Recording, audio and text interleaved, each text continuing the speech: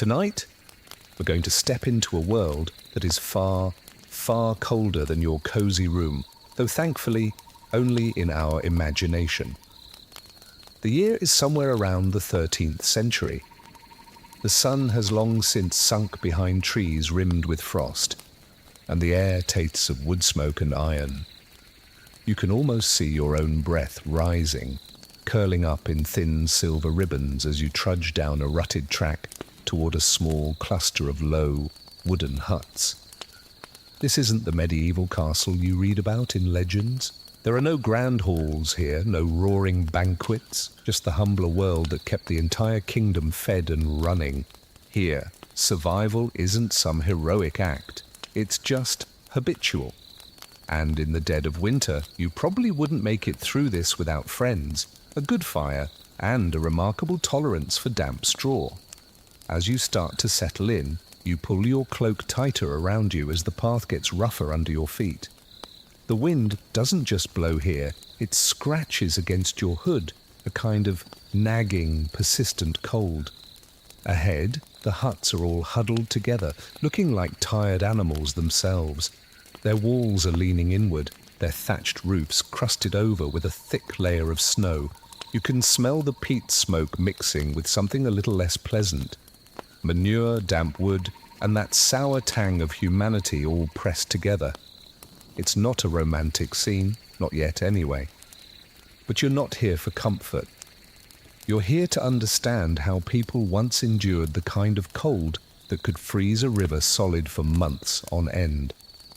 A dog starts barking as you get near the first door, and through a thin crack in the wood, you catch a little flicker of red firelight, faint but very much alive. The door creaks open and you have to duck your head to get underneath the lintel. Inside, the warmth hits you immediately, but it's uneven. Your face starts to tingle as the cold lifts, but your feet still feel like blocks of ice. The single room holds everything: life, sleep, birth, death. There's a smell of smoke that just clings to everything in sight: the walls, the hair of the people inside, the straw on the floor. You can almost feel it coating the back of your throat.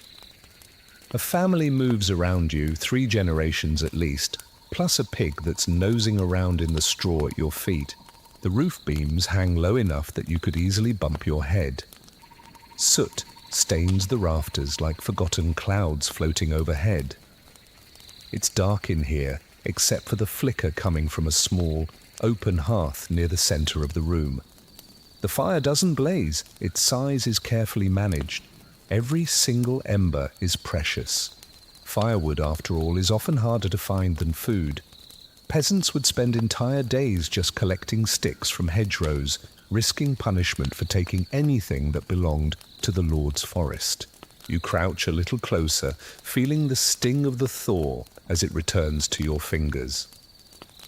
The children's cheeks are apple red, hot on one side from the fire and cold on the other. They're giggling, wrapped up in ragged layers of clothing that have clearly seen far too many winters. Their mother is stirring a pot that's suspended over the coals, some thin pottage of barley, turnip, and maybe a single shred of salted pork. Dinner isn't going to be a feast, but it will be enough to fill their bellies so they can sleep. And here's your first small truth. Medieval peasants didn't really sleep in beds the way that you know them. Their beds were just mounds of straw in rough wooden frames, or sometimes just heaps of hay piled on the floor. Blankets were incredibly rare, and pillows, if you could even call them that, were just sacks filled with grain or rolled up clothes. Yet for all its roughness, this small space is their sanctuary.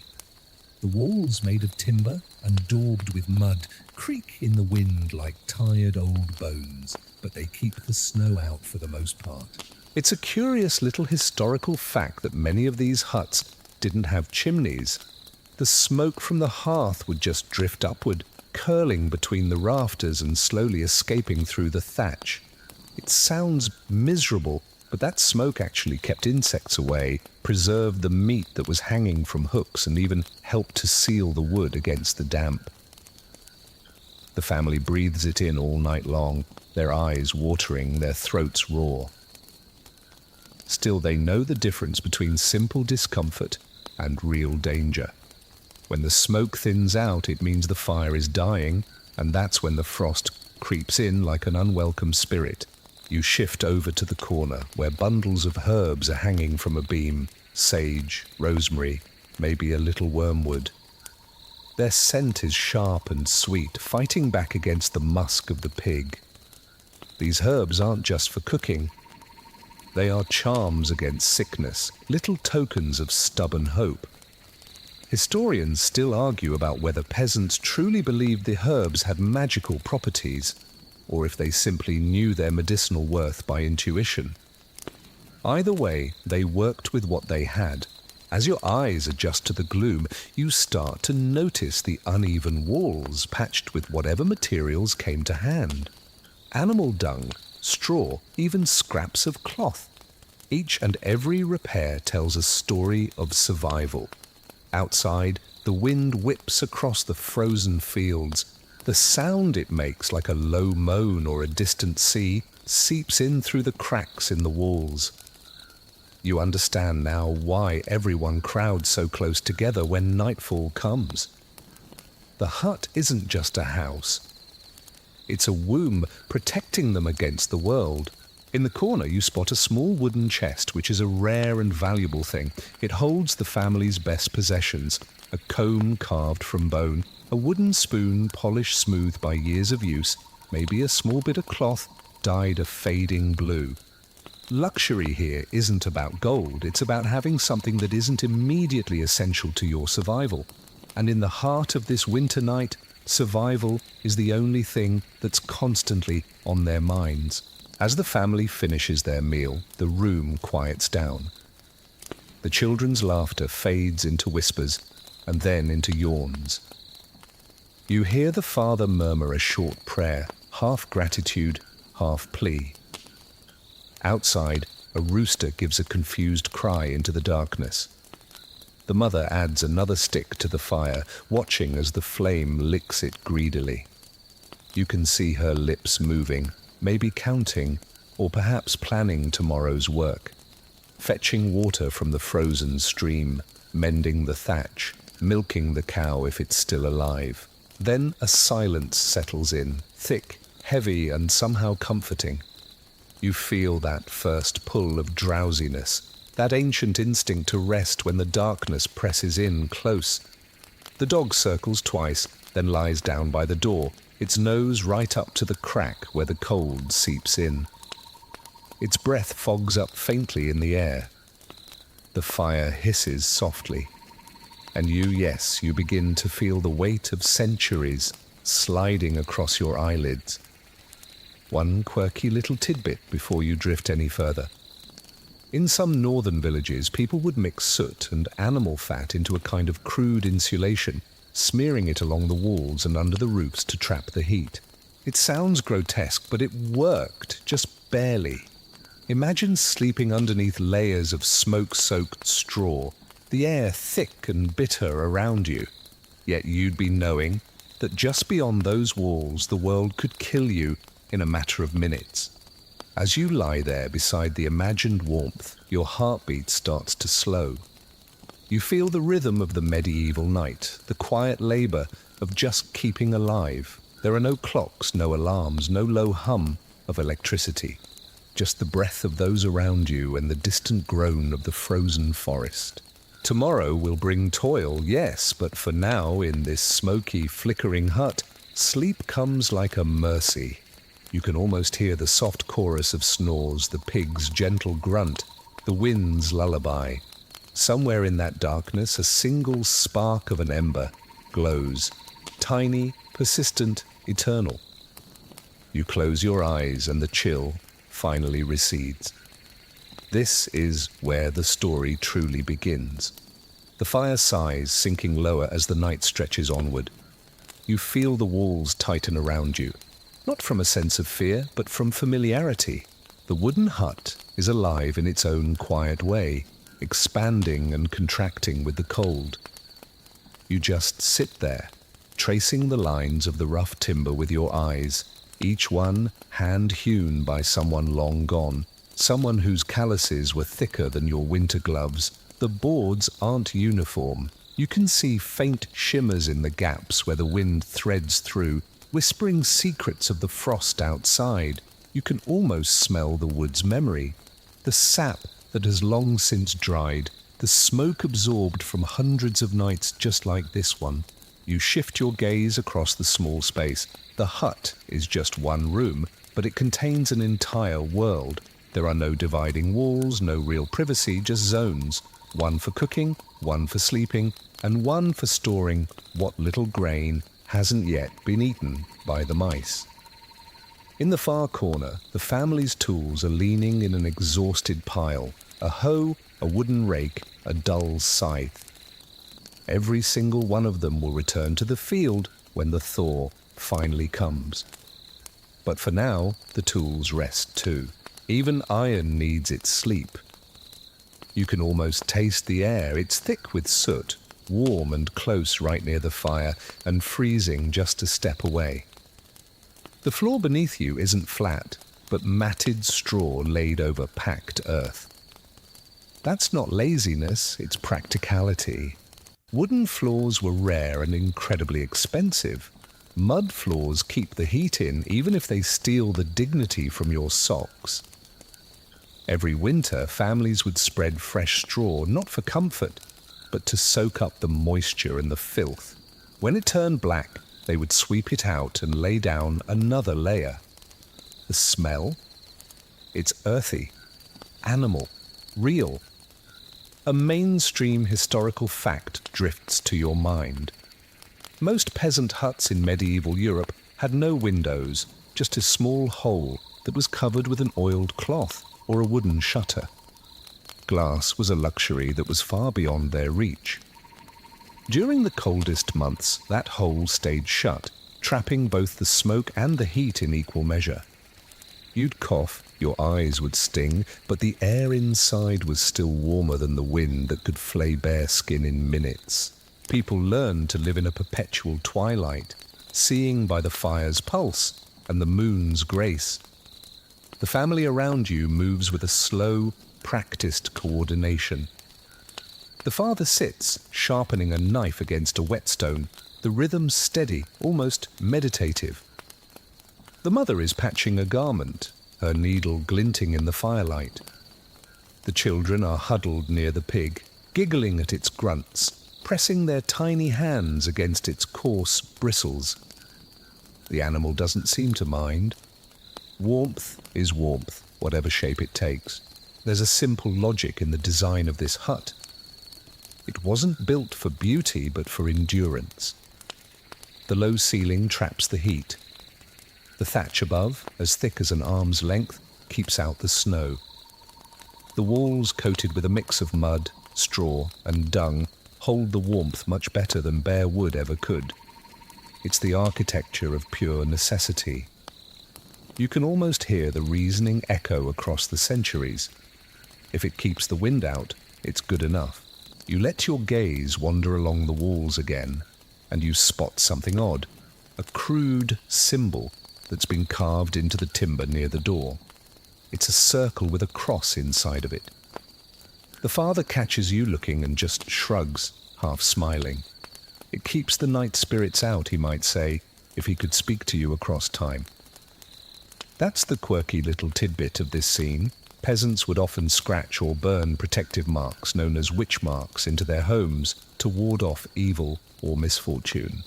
Sometimes they were crosses, sometimes runes, sometimes just a pattern passed down without any real meaning.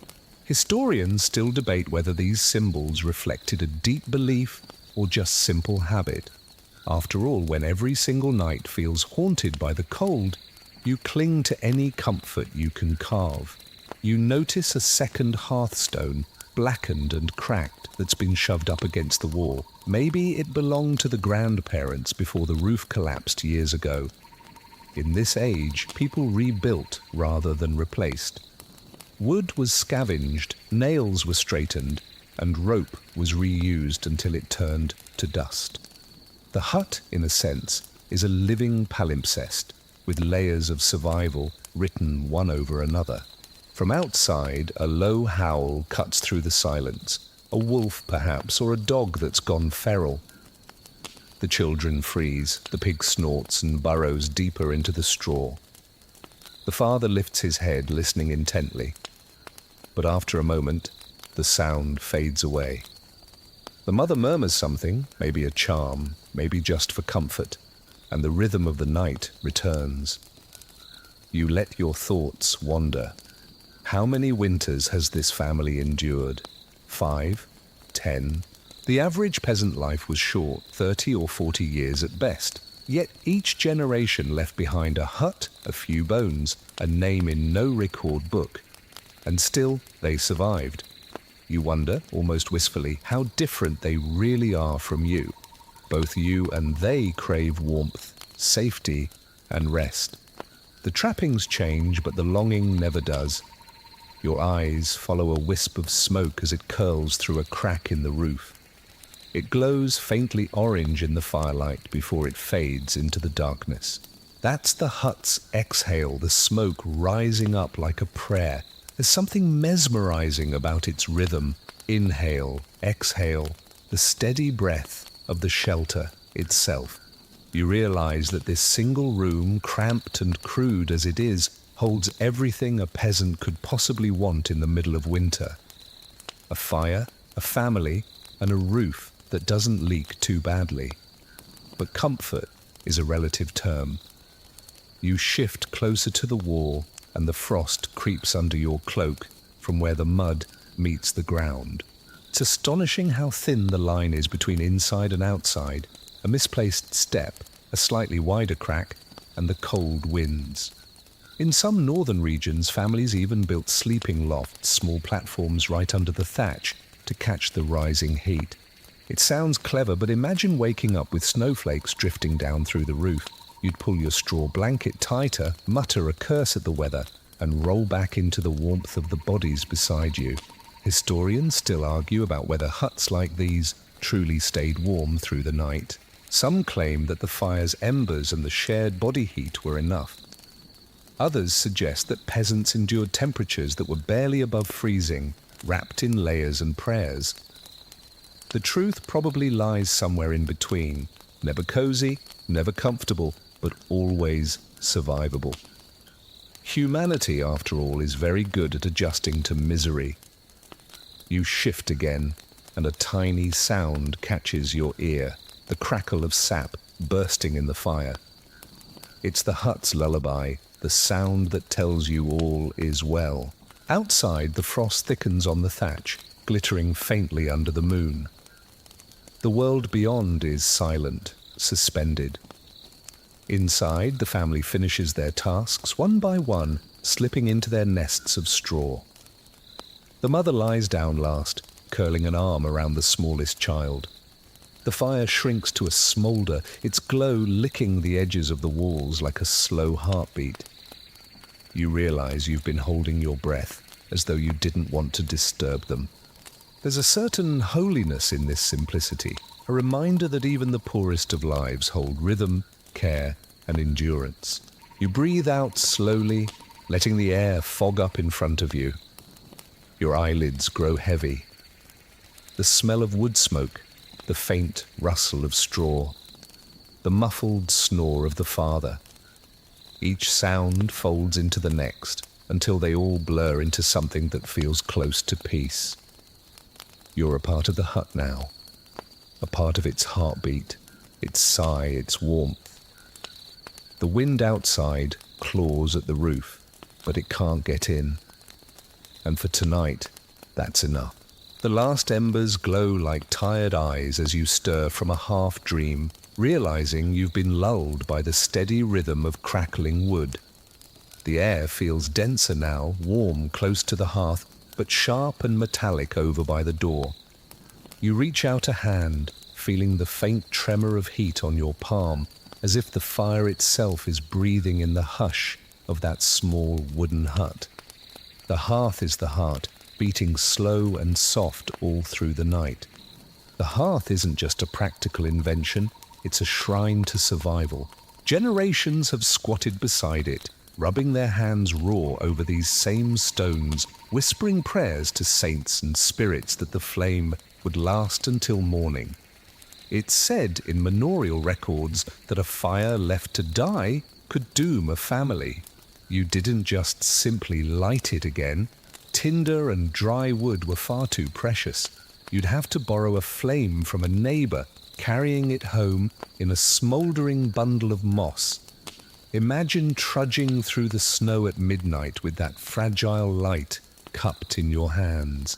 If it went out, your house would freeze. According to fragments of household accounts from the 13th century, some families even paid a fine to the Lord for what were called hearth rights, permission to collect firewood from his forest. The woods belonged to power. Warmth was a tax. Those who gathered sticks without leave might find themselves punished, sometimes with a beating, sometimes with a shilling gone. Yet necessity breeds creativity. Peasants scoured the fields for dried cow dung or broken branches, bundling up whatever would burn. It wasn't the scent of comfort, it was the scent of life. Your nose wrinkles at the smoke. It clings to everything, curling like a living thing, staining the rafters black and coating your hair until you smell permanently of a campfire. Strangely enough, that scent became a badge of honesty. It was the smell of labor, not deceit. In the castle's courtly chambers, perfume reigned. Down here, smoke was the perfume of survival. One curious account from a Benedictine chronicle describes villagers tossing little bits of salt into the fire to make it cheerful. The salt would hiss and spat, sending sparks dancing like fleeting stars. The monks thought it was a sinful waste. The villagers thought it was magic. Somewhere between those two, the truth still smoulders. Even now, as you watch, the sparks seem to leap in rhythm with human hope, the tiniest rebellion against the cold inevitability of it all. You lean closer, tracing the shape of the hearthstone with your eyes. It's cracked, patched with clay, and surrounded by the tools of daily firekeeping. A crooked iron hook, a blackened pot, a ladle that's been whittled from wood. There's something humble and holy about it all. The hearth was the axis of the hut, the place where meals were cooked, hands were warmed, and stories were spun. Every gesture circles back to this red core. In a world that offered so few certainties, the fire was a promise incarnate. We live another night. Some medieval writings hint that families would bank the fire before bed, covering the embers with ash so that it would smoulder until dawn. In the morning, they'd stir it gently, coaxing life from what looked like death. If you listen closely, you can almost hear the faint sigh as the ash shifts, a memory of yesterday's heat. A small boy, barefoot despite the chill, drags a charred log closer. His mother scolds him softly but doesn't stop him. The child knows what to do. Even at 5 or 6 years old, he's learned the ritual of warmth. He blows, his cheeks puffed out, until a tiny flame flickers to life. The family murmurs their approval, and the room is momentarily brighter. You realize that warmth isn't just fire, it's participation. Every breath helps.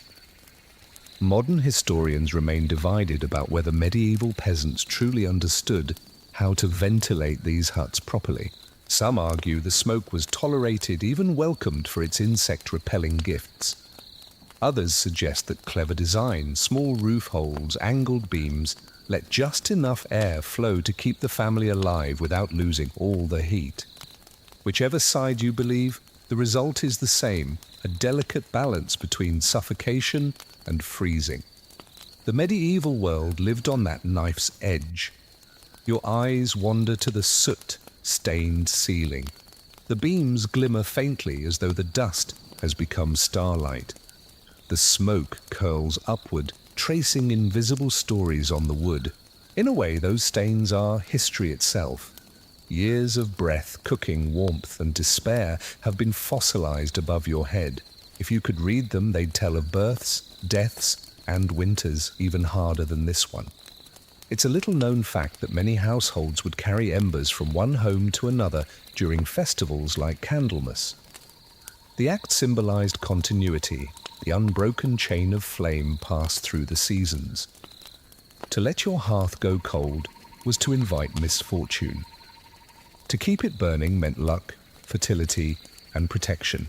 Maybe it wasn't just superstition. Maybe it was memory disguised as ritual. You move back from the glow, your eyes half closed. Your skin prickles with the mix of heat and chill. The fire snaps suddenly, throwing sparks that dance across the mud floor.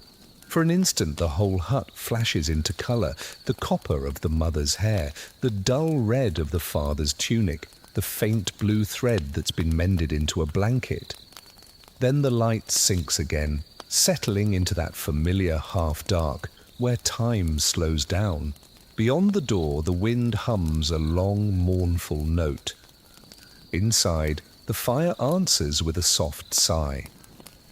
You realize that this conversation, the hush, the crackle, the slow breath of the flame, has been going on for centuries. You're merely eavesdropping. There's a comfort in the repetition, the predictability of warmth. You sense that in a world where so little could be controlled, harvests, disease, lords, taxes, the hearth offered a tiny sphere of power.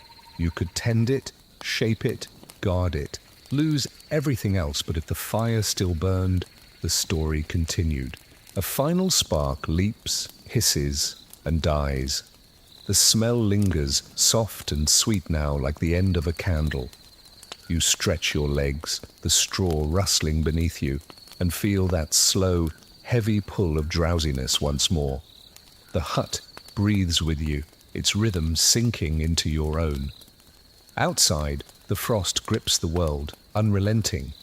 Inside, you glow. And as you drift towards sleep, you realize something profound. In every age, warmth is not a luxury. It's a kind of faith. The night deepens, and the world beyond the hut hardens into silence. You stir slightly, your cheek pressed against something rough and faintly warm. Straw. Broken, uneven, alive with the scent of earth and hay. Beneath it, you can feel the hardness of the floor, packed soil that's been molded by countless bodies turning through countless nights. This, you realize, is the medieval bed. No velvet, no feathers, no fluff. Only what the land provides. You shift, listening to the faint crunch beneath you. The straw rustles like whispering voices. Your fingers find a coarse thread of cloth, a sheet of sorts, though calling it that feels generous. It's burlap or homespun linen, rough enough to scrub your skin raw. Still, it keeps the chaff from sticking. These are the layers between a human body and the earth itself, a thin treaty signed against the cold. From surviving wills and household inventories, we know that straw mattresses, called ticks, were common among peasants. Each season, families would stuff them anew with hay, rushes, or dry leaves. When spring came, they'd burn the old filling to chase away the fleas. You can imagine the brief relief of that ritual, the scent of smoke cleansing more than just the air. A curious note from a 15th century French manorial record mentions that villagers would occasionally mix dried mint or lavender into their bedding, not for luxury, but simply to mask the smell.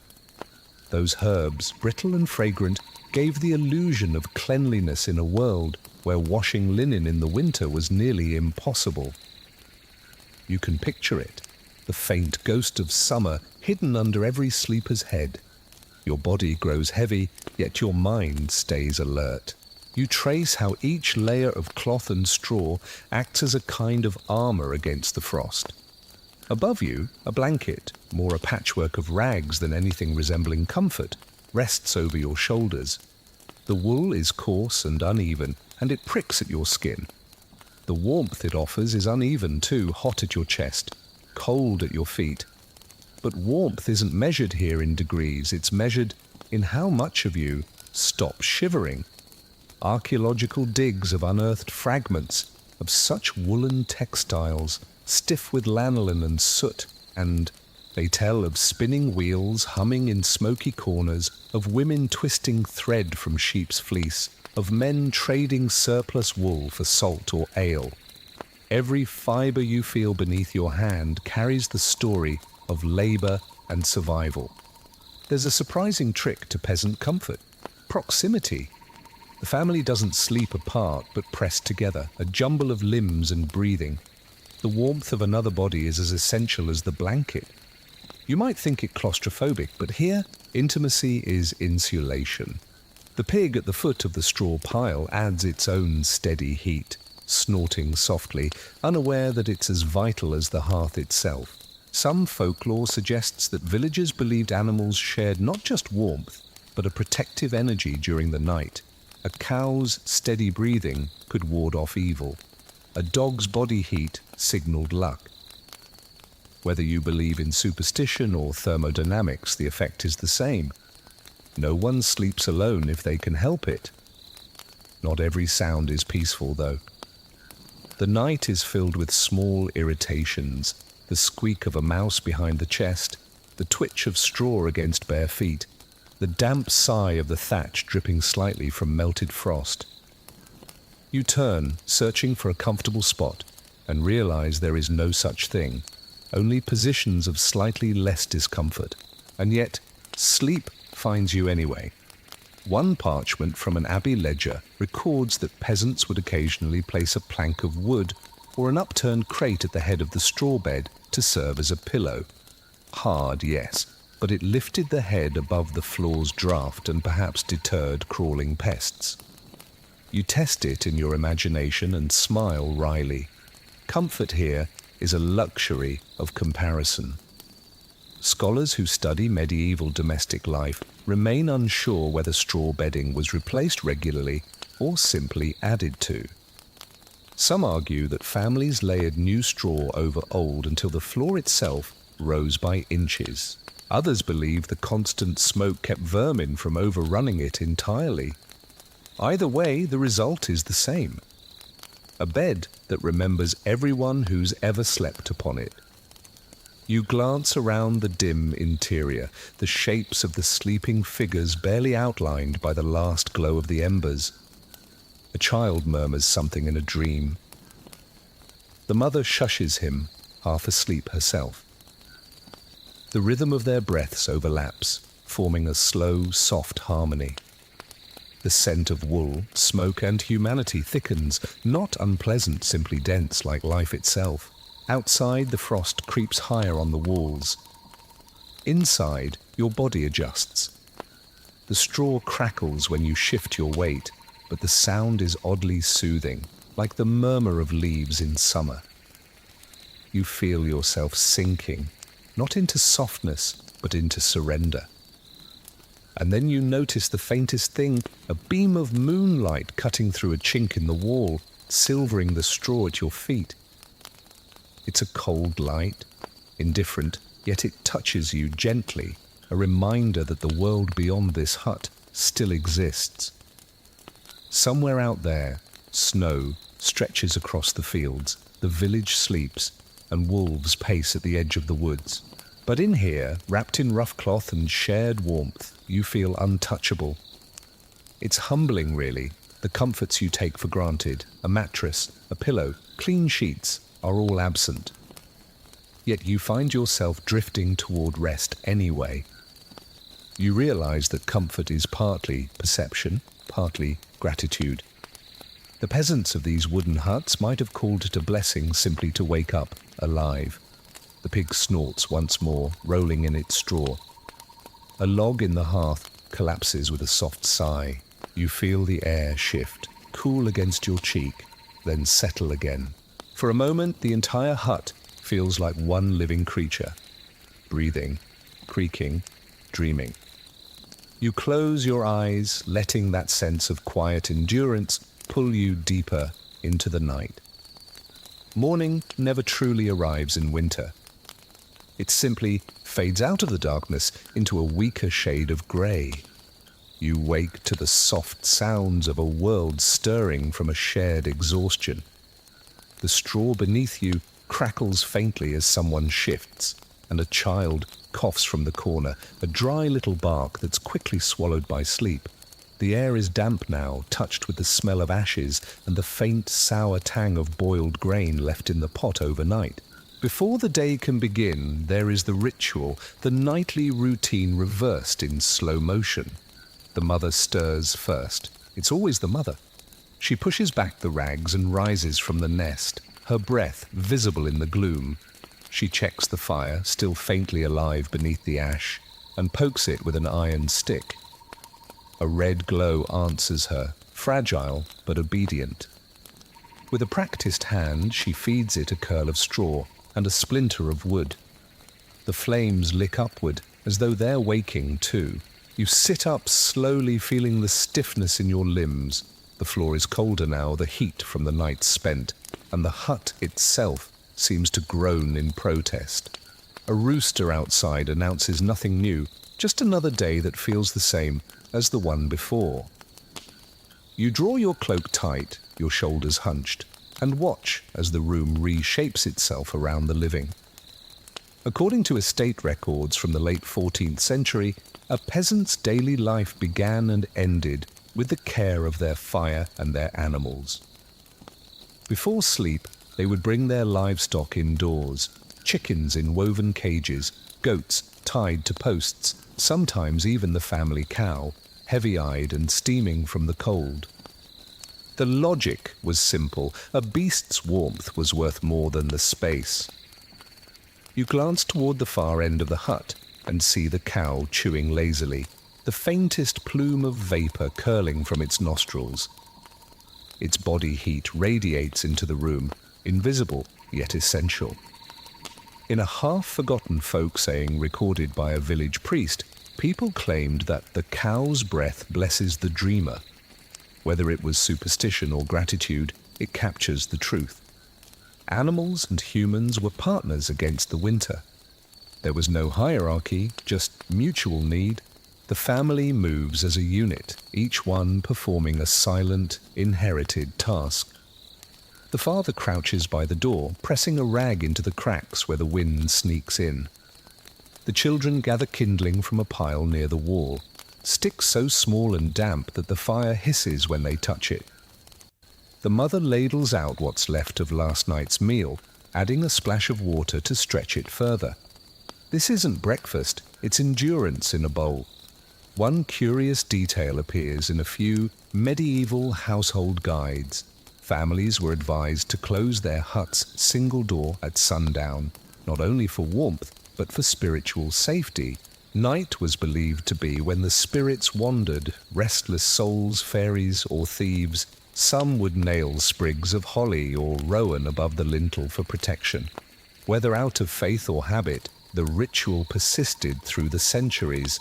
You can almost hear the scrape of the wooden bolts sliding shut each night, a small sound of security in a dangerous world.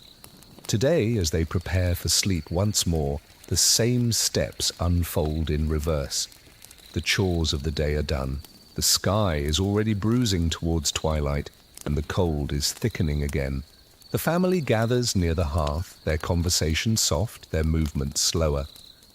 The father sprinkles a few drops of ale on the floor, a gesture that is both practical and sacred, keeping the dust down while offering thanks to whatever power still listens.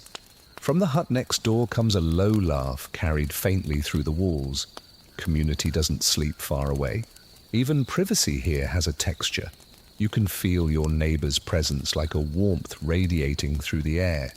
It's oddly comforting knowing that others are breathing, struggling, and resting right beside you.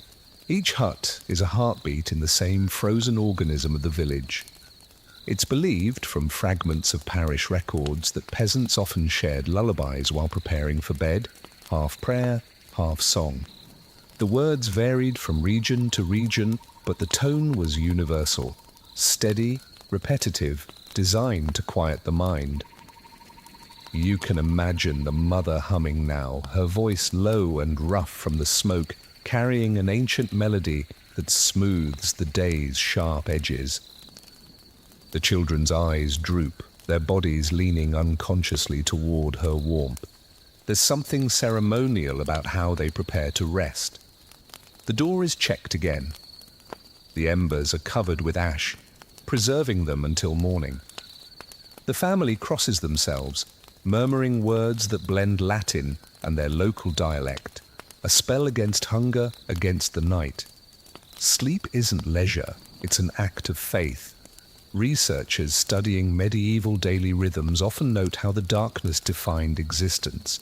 In summer, people might work until the stars appeared, but in winter, the nights stretched unbearably long, forcing families to adjust their bodies to its rule. Sleep came early, broke in the middle for quiet conversation, then returned before dawn. You'll feel that rhythm later. The pause between the first and second sleep, a strange intermission of thought in the deep of the night. The hut, now sealed, becomes a cocoon. You can hear the faint settling of the wood, the sigh of the wind finding no entry. The fire's glow flickers over their faces, softening them into something timeless. The father mutters a last word about tomorrow's chores, but it fades into drowsiness. The mother tucks a scrap of cloth around the youngest's shoulders, then lies down herself. In that silence, you understand the rhythm of a peasant night. It's not stillness, but surrender. Everything is pared down to the essentials: heat, breath, hope. You feel your own breathing slow to match theirs. Outside, frost scrolls delicate patterns across the doorframe. Inside, human warmth draws invisible lines of defiance. A faint squeak, a mouse, perhaps, scurries somewhere unseen. The pig grunts softly. Someone sighs in their sleep. All of it becomes part of the same music, one that never truly stops, just ebbs and flows like a tide. You close your eyes again, letting the fire's glow paint your eyelids red. You think of all the nights like this, across centuries. The same huts, the same rituals, the same fragile warmth. What holds them together isn't just habit, but a tenderness disguised as necessity. The mother's voice, barely audible, hums a final note. The child's breathing evens out, the wind retreats. You can almost believe the hut itself is sleeping too, dreaming of spring. Night has deepened to its quietest hour.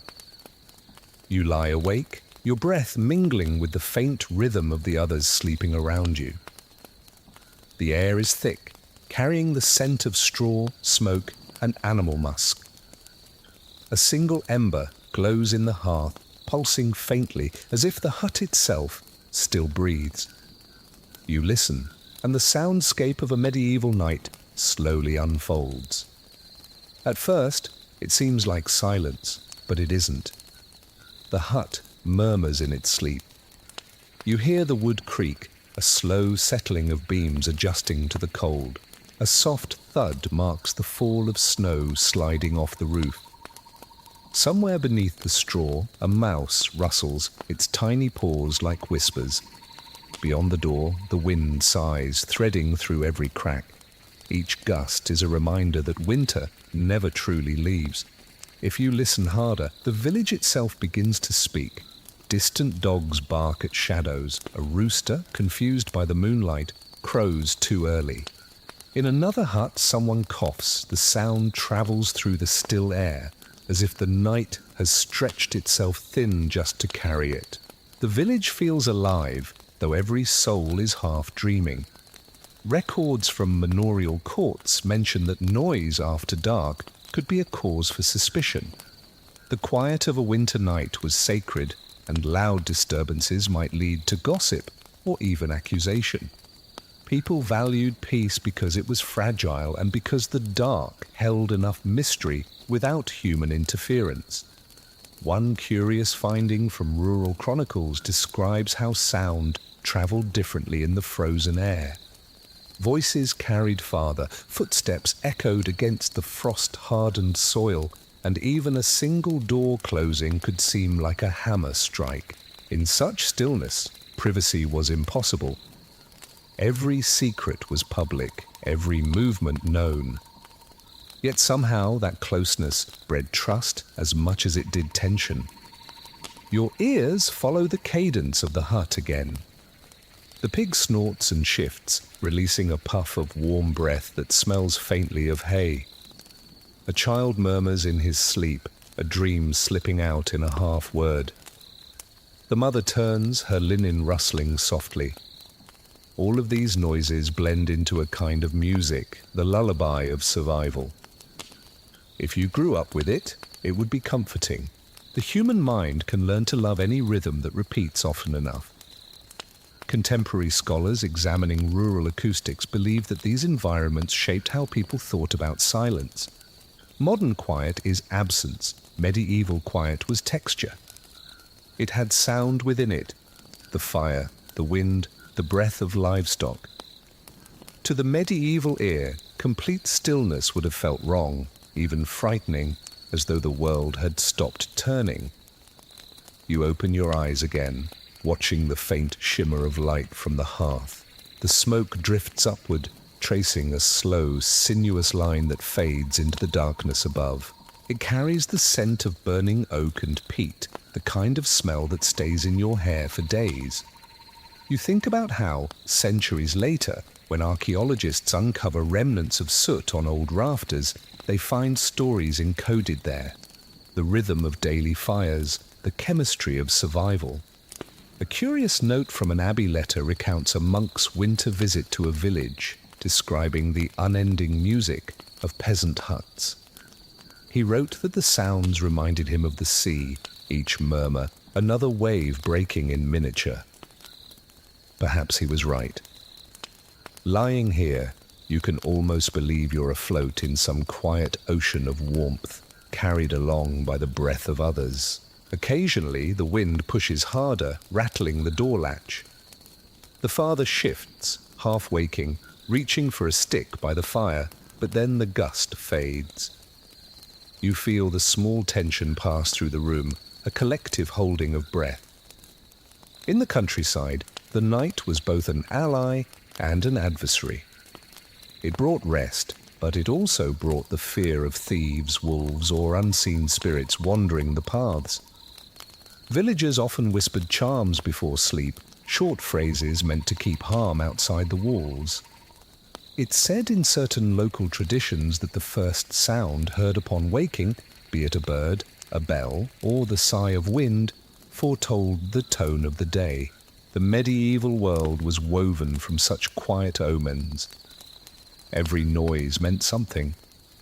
Every silence did too. You close your eyes once more and listen differently, letting the sound become sensation. The walls hum faintly, a low resonance of timbers shifting under the frost. The crackle of a settling ember fills the silence with comfort. The rhythm of breathing around you becomes a tide, steady and reassuring. This is the texture of the medieval night. No hum of machines, no distant engines, no clock ticking, only the heartbeat of wood and life. Outside, the sky is a dark velvet dome dusted with stars. The moonlight touches the snow and turns it into a frozen mirror. Occasionally, a gust stirs the trees beyond the village, and their branches scrape against one another, a dry sound like bones or whispers. Even that somehow belongs here. You imagine the villagers growing used to it all, their dreams shaped by these very sounds. Some might dream of warmth, some of summer fields, others of bread and sunlight. In such nights, imagination becomes a form of comfort. The brain, half aware, fills the darkness with stories to keep itself company. Researchers of medieval dream culture point out that people often connected night sounds with divine messages or warnings. A knock might be a spirit, a whisper could be a saint. Even the cry of an owl was heavy with meaning. The world felt porous, and the line between waking and sleeping blurred with every creak of timber. The fire flares suddenly, a spark catching in the ash. You watch it rise, small but defiant, and for a moment the hut glows amber again. Faces appear in that light. The father's furrowed brow, the mother's calm profile, the children curled together like kittens. The pig twitches an ear, then the light sinks once more, and darkness settles like a blanket. You let yourself drift with it, lulled by this symphony of quiet. Each sound folds into the next until there is no difference between the room and the dream. Outside, the snow falls silently.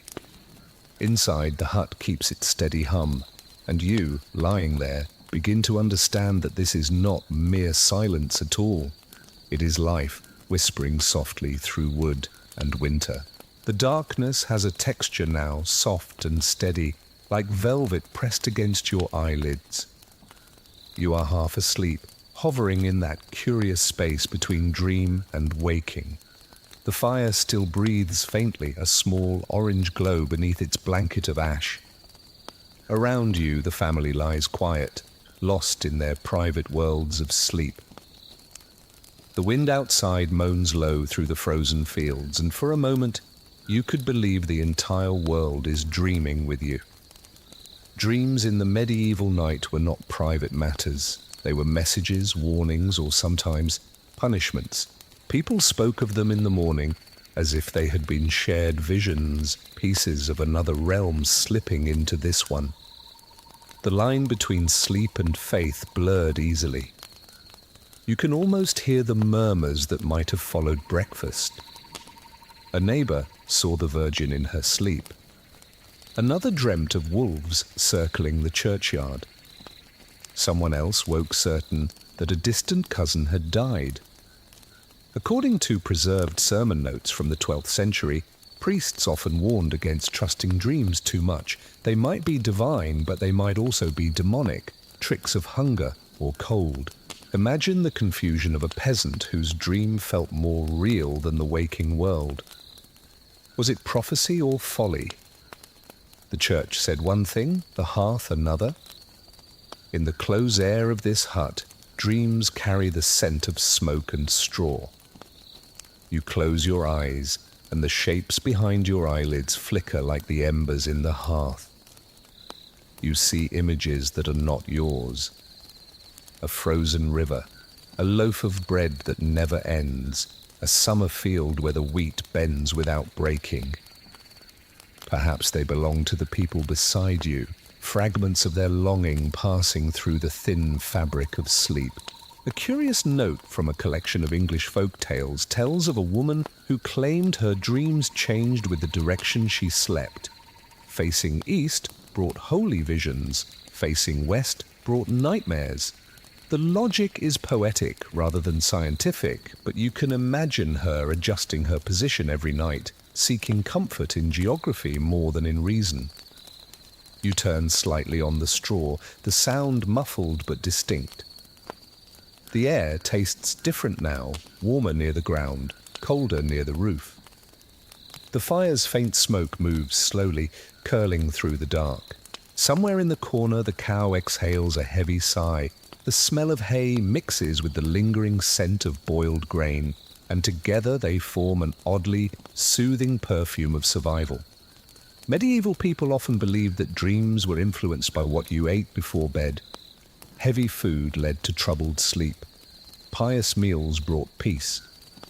In one monk's chronicle, he blames his nightmare of serpents coiling in the rafters on a supper of onions and cheese. You smile at the thought, though your stomach tightens in sympathy.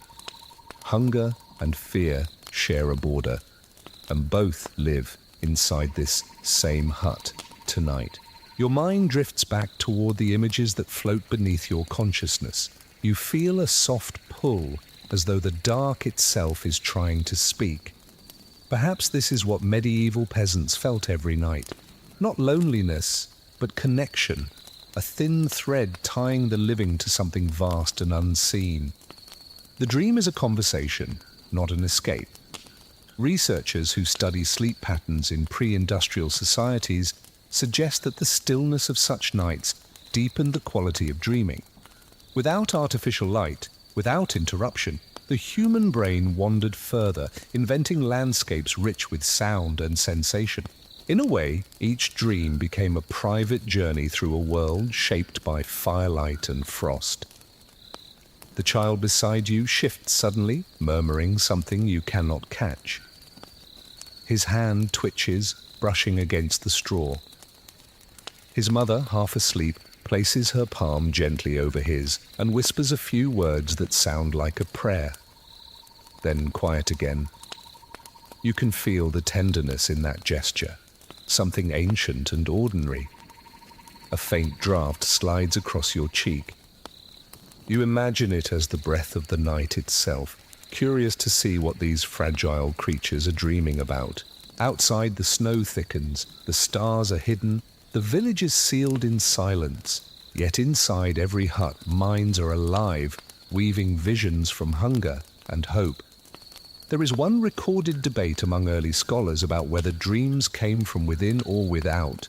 Some said they rose from the humours of the body, bubbling up from the stomach or the blood. Others insisted they descended from God, messages written in light. Both ideas sound poetic now, yet both capture something true. The body and the divine meet in the same place, the moment before waking. You feel your own thoughts fading into that deep place where imagination replaces awareness. The boundaries of the hut dissolve, and you drift through the same world these peasants might have known in their sleep. You walk through snowfields that glow blue under the moon. You hear distant bells ringing, though no church stands nearby. In the distance, a river glitters like glass, and somewhere a fire still burns. When you open your eyes again, nothing has changed. Yet everything feels softer. The air is thicker, the darkness warmer around you. The sleepers breathe in a perfect rhythm. The dreams have done their work. The night, though still cold, feels gentler, as if it too has exhaled. You stretch your legs, careful not to disturb anyone. The straw whispers in reply. Your body aches, but there is comfort in it, the kind born from a shared experience. You lie back, the faint warmth of the hearth touching your face, and let your mind wander once more. Sleep in the medieval hut is not just rest. It is communion. Every sigh, every murmur, every flicker of flame is part of a larger pulse that connects human beings across centuries. You listen to it now, the hum beneath history, and you begin to drift again. The night lingers, heavy and slow, until you forget where it began. The fire has almost died, leaving a faint orange blush across the walls. The air is cool again, but not unbearable. Around you, the family lies close, their forms tangled in sleep. A soft snore rises and falls like waves, while the cow shifts her weight and lets out a long, contented breath. The rhythm of shared slumber is hypnotic, the sound of exhaustion turned to peace. You lie still and notice how the family shares their bed.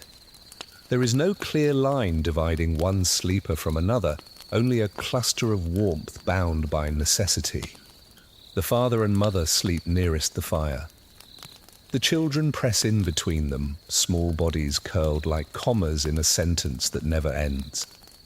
At the far edge, the grandmother lies wrapped in a thin blanket, her breathing steady, her presence a quiet anchor. Contemporary accounts from manorial rolls and household records suggest that many rural families slept this way, all in one bed, or at least on one shared pile of straw. Beds, when they existed, were not private objects, but communal ones. The idea of sleeping alone would have seemed not luxurious, but absurd. To share warmth was to share life itself. In one traveller's journal from the late 14th century, a visiting friar described arriving at a peasant cottage and being offered a place in the family bed. He wrote that it was both an act of hospitality and of survival. The hut was too small for modesty. Everyone simply turned toward the fire, closed their eyes, and trusted in sleep. You can feel that trust now, the intimacy of proximity that modern times have forgotten. Skin touches skin. The faint smell of sweat, smoke, and wool merges into something human and comforting. If someone stirs, the movement ripples through the group like a shared heartbeat. A curious observation recorded by folklorists centuries later noted that families often developed their own silent routines for sleeping together. Each person had a place, an angle, a way to tuck their limbs so that no one froze. Even the smallest child learned instinctively how to fit within the family's pattern. It was a choreography born from repetition, passed down without a single word. As you lie there, you realize how profoundly this arrangement shaped their lives. Secrets were rare. Privacy existed only in thought, not in space. Every sound, every sigh, every restless turn was witnessed. Perhaps that made the bonds tighter, or perhaps it made silence that much more precious.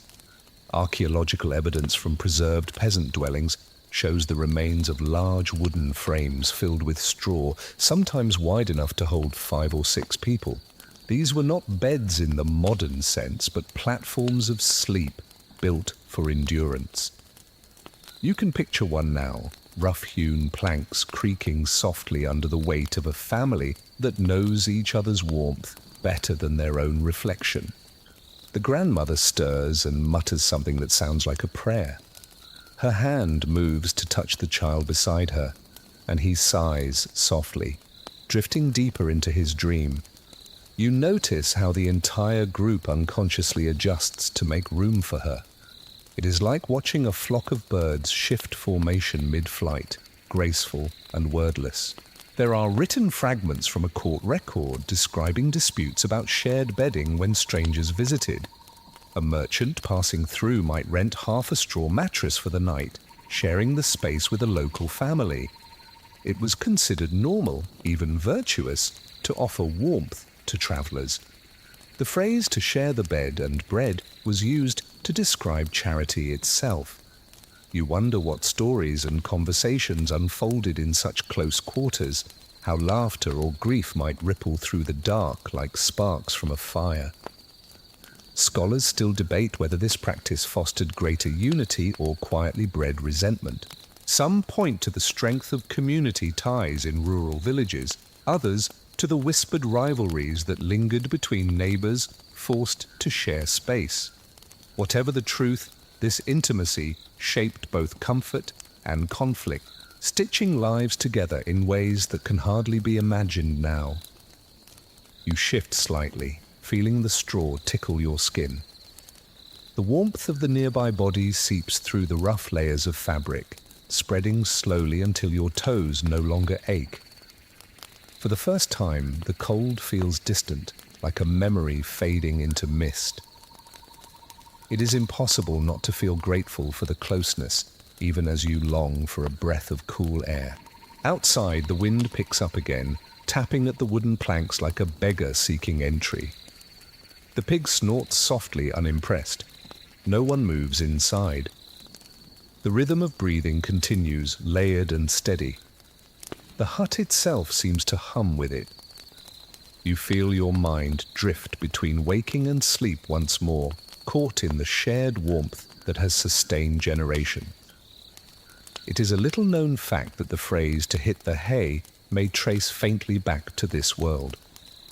Peasants quite literally struck or fluffed the straw before lying down, shaking out the damp and chasing away vermin. The sound of its soft thuds and rustles was the medieval equivalent of a bedtime routine. You can almost hear it now, a gentle percussion against the floor, as families prepared for another night of endurance. You open your eyes briefly and find the room painted in a pale silver from the moonlight that sneaks through a gap in the thatch. The faces glow faintly, serene and unguarded. The grandmother's hand rests over the child's arm. The father's brow is furrowed, even in sleep, perhaps dreaming of tomorrow's labour. The mother's lips move slightly, whispering something only her dreams can hear. You exhale long and slow, and the straw shifts beneath you. Every sound is amplified by the closeness. Every breath carries its own rhythm, its own fragile life. This is not luxury, not comfort as you know it, but there is an undeniable peace in it. You realize now that to sleep in such a place is to surrender, to connection, to the trust that warmth shared is warmth multiplied. The night stretches onward, timeless, the hut small but infinite in its purpose. As you close your eyes again, you no longer feel like an observer. You are one of them, sleeping shoulder to shoulder in the dark, held together by breath, by heat, by hope. When you wake again, the air tastes faintly of ashes and wool. The fire has sunk into a bed of quiet embers, glowing just enough to paint the walls with a dull, red shimmer. The hut is still, though outside you can hear the slow groan of wind scraping across the frozen fields. Your breath fogs as you exhale, but the chill does not bite quite as hard. The warmth of the night still lingers in the straw, in the soft murmur of the sleeping bodies. You shift slightly and pull the rough blanket closer to your chin. The fabric is thick but coarse, spun from wool that has never known gentleness. It scratches. It smells faintly of lanolin, but it holds the heat like a promise. The peasant world depends on such small miracles. A blanket is not decoration, it is armor. From what we know through textile fragments preserved in peat bogs and archaeological layers, medieval wool was heavy and oily. The natural grease of the sheep helped it resist water, and though it might itch against bare skin, it trapped warmth even when damp. This, you realize, is the reason why peasants survived winters that would have frozen a careless traveler in a single night. The mother rises quietly, her feet whispering through the straw. She checks the edges of the door, running a hand over the gaps she stuffed with cloth the night before. Then she kneels by the hearth, cupping a handful of ash and blowing gently until a tiny spark blooms. A glow catches, faint but steady. She feeds it a scrap of kindling and waits, patient as stone, until the first blue flames appear. Some written household accounts from northern villages note that every family guarded their fire as fiercely as their food. A cold hearth was a shameful sight, a mark of neglect. To let your fire die was to invite gossip, and perhaps even suspicion. Fire meant diligence, care, and continuity. A family's hearth, like its name, had to be kept alive. The mother reaches for a pot of water. The surface is rimed with a thin film of ice. She sets it near the flames, watching the frost melt into droplets. The smell of damp wool fills the air as the warmth returns. She adds a pinch of salt and a handful of grain from a small cloth bag, stirring slowly. It is not a feast, only a thin porridge, but in this frozen world, it is salvation in a bowl. Near her, the father stirs, rubbing his eyes.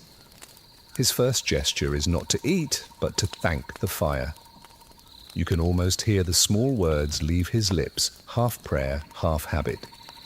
Gratitude is not a ceremony here. It is survival. The children wake next, stretching and yawning. The youngest wraps himself tighter in the blanket before the mother tugs it gently away. Textiles in this time were precious beyond measure. Spinning, weaving, and dyeing were tasks that consumed countless hours of labor. It is easy to forget that every thread in this room represents a life's work. Flax spun by hand, wool combed and twisted, linen beaten smooth on a riverstone. Even the roughest peasant owned fewer garments in a lifetime than you might own in a year. To sleep under woven fabric was to rest beneath the weight of effort itself. In some village customs recorded centuries later, people would bless their blankets at midwinter, sprinkling them with holy water or crossing them with a sprig of rosemary. They believed it kept illness away, though the scent of herbs probably did more to disguise the smell of smoke than to banish spirit. Yet it shows how deeply intertwined warmth and faith were, each one reinforcing the other. The grandmother shifts, her frail voice cracking softly as she murmurs a line from a hymn. The sound is quiet but firm, a rhythm learned long ago. She runs her fingers over the blanket that covers her, touching each patched seam as if counting her blessings. Her hands, worn and cracked, are the same color as the wool. Researchers of medieval domestic life sometimes debate how peasants repaired their bedding, since fabric was expensive and rarely discarded. Some argue that patches were layered until the original cloth disappeared beneath the repairs.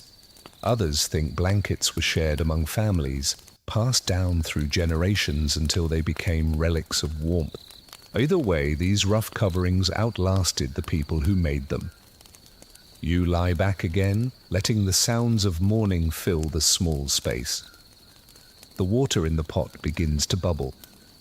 The fire pops softly, releasing the scent of damp wood. The pig snorts awake, shaking straw from its back.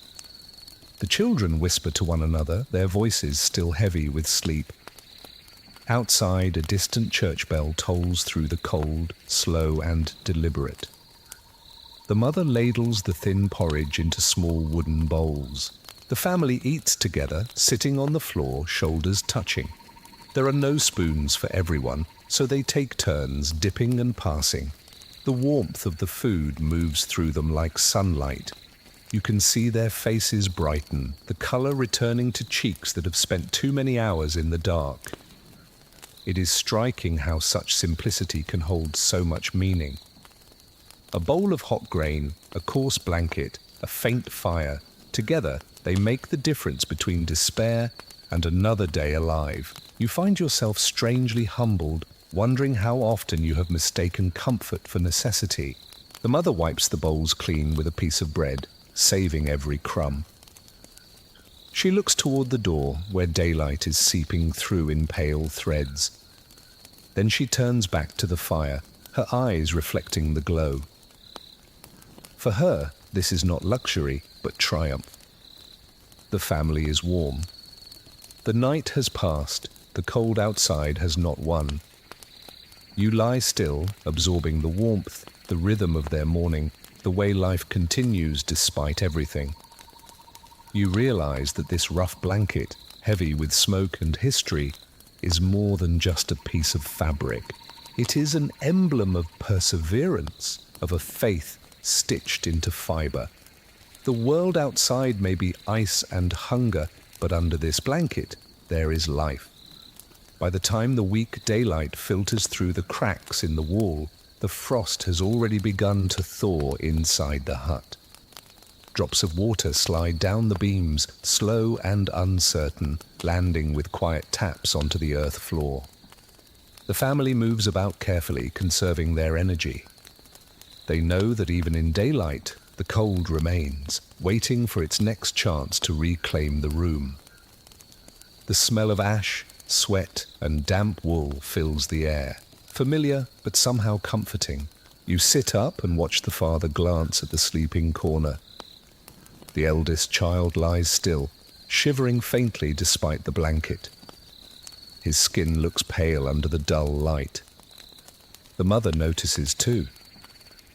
Her hand moves instinctively to the boy's forehead, her expression tightening. You can almost feel the hush that follows. Even without words, everyone understands what might be coming.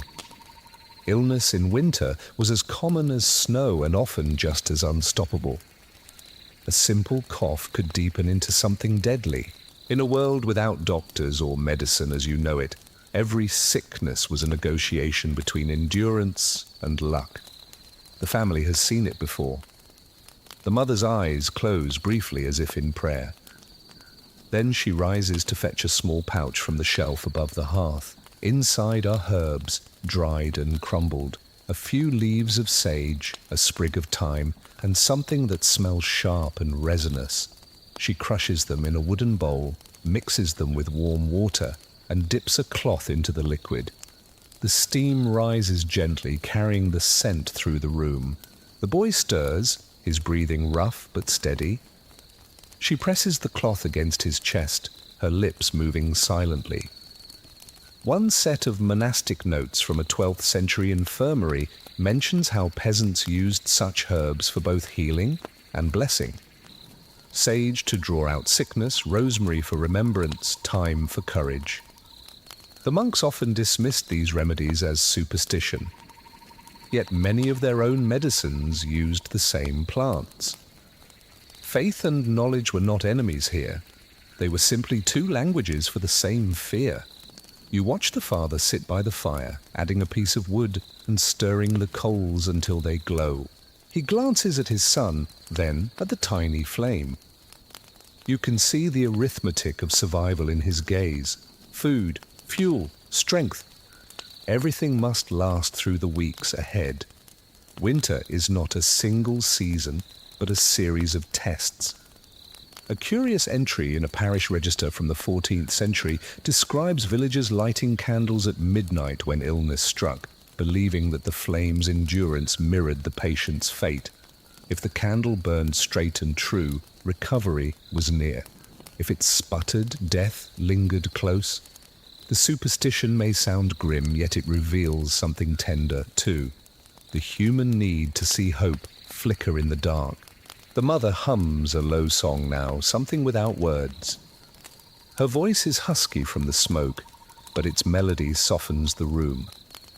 The other children sit quietly, their small eyes following her hands. The father nods slowly, perhaps in prayer, or perhaps simply in surrender to the rhythm of the sound. You notice that even the cow seems calmer, her chewing slower, her breath quieter.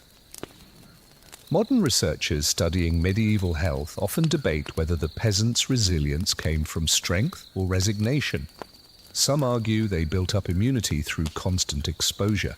Others believe they simply learned to accept suffering as ordinary. It is difficult to know where courage ends and endurance begins. The fire crackles softly, sending shadows trembling across the walls.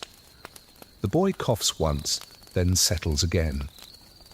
His mother lifts the wet cloth from his chest, squeezes it out, and lays it down once more. The faint smell of herbs mingles with the smoke, creating a fragrance that feels almost holy in its simplicity. For a moment, you sense the illusion of peace, fragile but real. You glance toward the grandmother. Her eyes are open now, small and bright in the half-light. She watches without moving, her hands folded in her lap. Her silence is steadying, a reminder that this cycle has turned before. She has likely seen children recover and others fade, but she does not interfere. She simply sits as a witness, breathing in rhythm with the room. It is said in fragments of oral history that villagers believed sickness crept in through the cracks, riding on the cold air. To fight it, they stuffed cloth into every gap, hung sprigs of juniper near the door, and whispered prayers to Saint Roch or Saint Sebastian. These acts, though humble, made the invisible enemy feel containable. You can sense that same quiet defiance here. The mother's hands do not tremble as she works. The boy's breathing eases.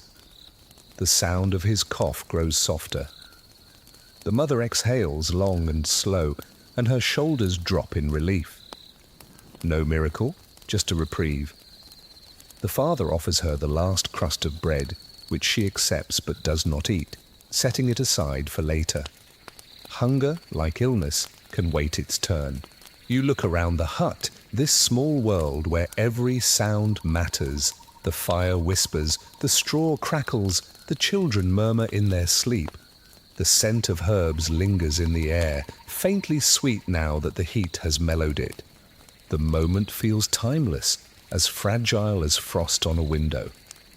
Outside, the light brightens slightly. The frost on the door melts into droplets that glisten before they vanish. The mother leans back, and closes her eyes, her hands still resting lightly on her child's chest. The father stares into the fire, lost in thought. The grandmother begins to hum quietly, a different tune this time, one that sounds like a prayer disguised as a lullaby.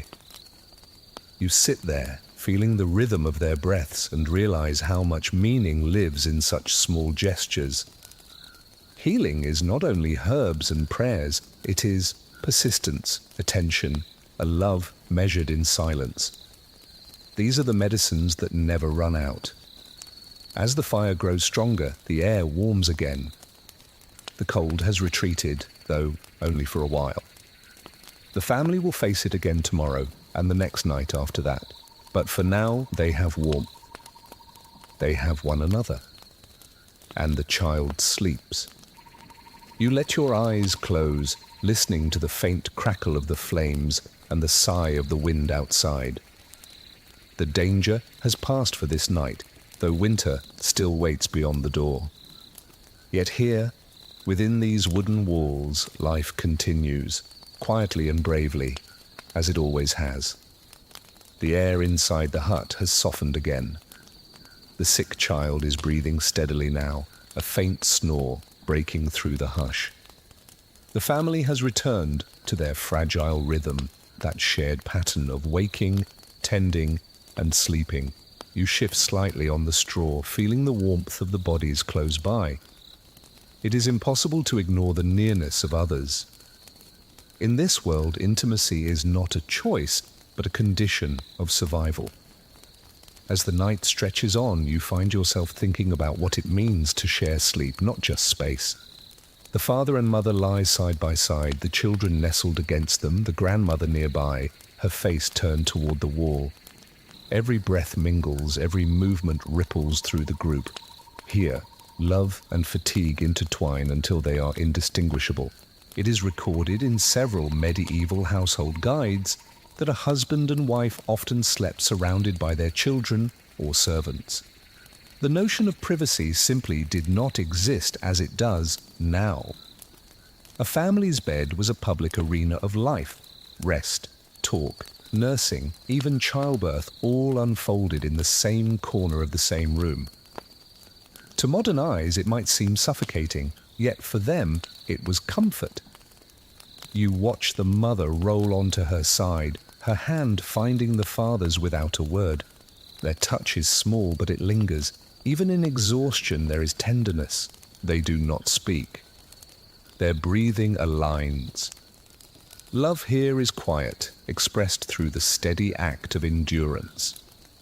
One rare letter written by a parish priest in the early 15th century complains that the peasants lie all together in one heap like beasts, knowing not shame. The tone is judgmental, but it reveals something deeper. The discomfort of outsiders confronting a kind of intimacy that defied hierarchy. The peasants did not separate themselves by rank or age when the cold arrived. Everyone shared the same warmth. It is a little-known observation from later travelogues that even guests could find themselves part of the shared bed. If a traveler arrived after sunset, it was expected that the host would offer space near the fire, no matter how small the hut. Hospitality meant more than food. It meant body heat. The gesture was not indecent, but honorable, proof that community outweighed discomfort. You close your eyes and try to imagine how this closeness shaped the inner lives of these people. They must have known every sound, every breath, every rhythm of one another's hearts. There was no illusion of solitude. Perhaps this is why their prayers were collective, their grief shared, their joys magnified by proximity. Researchers who study medieval domestic habits have long debated whether this physical closeness fostered harmony or tension. Some describe it as a source of unity, the family acting as a single organism against the elements. Others suspect that tempers often flared in the dark, that whispers carried more than comfort. Yet even in conflict, they could not escape each other. Sleep was both a sanctuary and a surrender. You turn slightly, the straw rustling under you, and your shoulder brushes the warmth of another person. The touch is light, but grounding. You realize that the physical boundaries you take for granted, walls, doors, distance, did not exist here. Emotional survival depended on touch as much as it did on food. The grandmother coughs softly and the sound echoes briefly through the stillness. The father reaches out and touches her arm in acknowledgement. Nothing is said, but everything is understood. It is this kind of language that defines the peasant night. Gestures instead of words, presence instead of explanation. In many regions, the act of sharing a bed between a husband and wife held both domestic and social significance. Marriage was not only a union of hearts, but a contract of labor. Two people together could generate more warmth, more children, more hands for the work. Love in this context was both spiritual and practical. It began at dawn with shared chores and ended in the shared warmth of the same straw pile. You can almost sense the pulse of that partnership here. The father's breathing deepens as he drifts into sleep. The mother's hand rests gently against his back, her fingers tracing an absent-minded rhythm that could be a blessing or simply a habit. Their connection is not grand, not theatrical, but resilient. There is a fragile beauty in the way the family lies arranged around the fire. The smallest child curls between his parents, his tiny hand resting on his mother's wrist. The grandmother sleeps close enough to touch the father's feet if she needed to. The pig, oblivious to all this human choreography, stretches its legs and snuffles contentedly in its own patch of straw.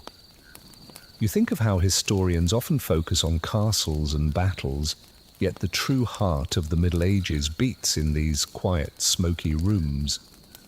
This is where life continued, where humanity persisted in the smallest gestures. Each shared breath, each accidental touch, each murmur of half-sleep carried more truth than 100 chronicles of kings. The fire shifts and sends a soft glow across the sleeping faces. You see lines smoothed away by rest, expressions that belong to no century. The room feels outside of time now, the kind of silence that makes you forget the years between then and now. In the corner, the grandmother stirs and mutters something you cannot understand. Her words dissolve into the air, swallowed by the warmth. The others do not wake. The night holds them gently. The fire flickers lower, and you find yourself sinking back into the stillness. The air smells faintly of wool, smoke, and something sweeter. Perhaps the herbs the mother used earlier.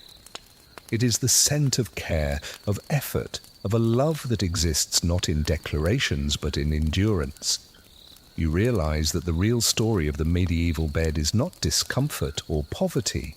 It is togetherness, imperfect but absolute.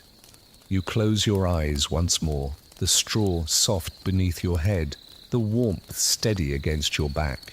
Outside, the frost grips the world again, but here, in this crowded little hut, humanity holds on.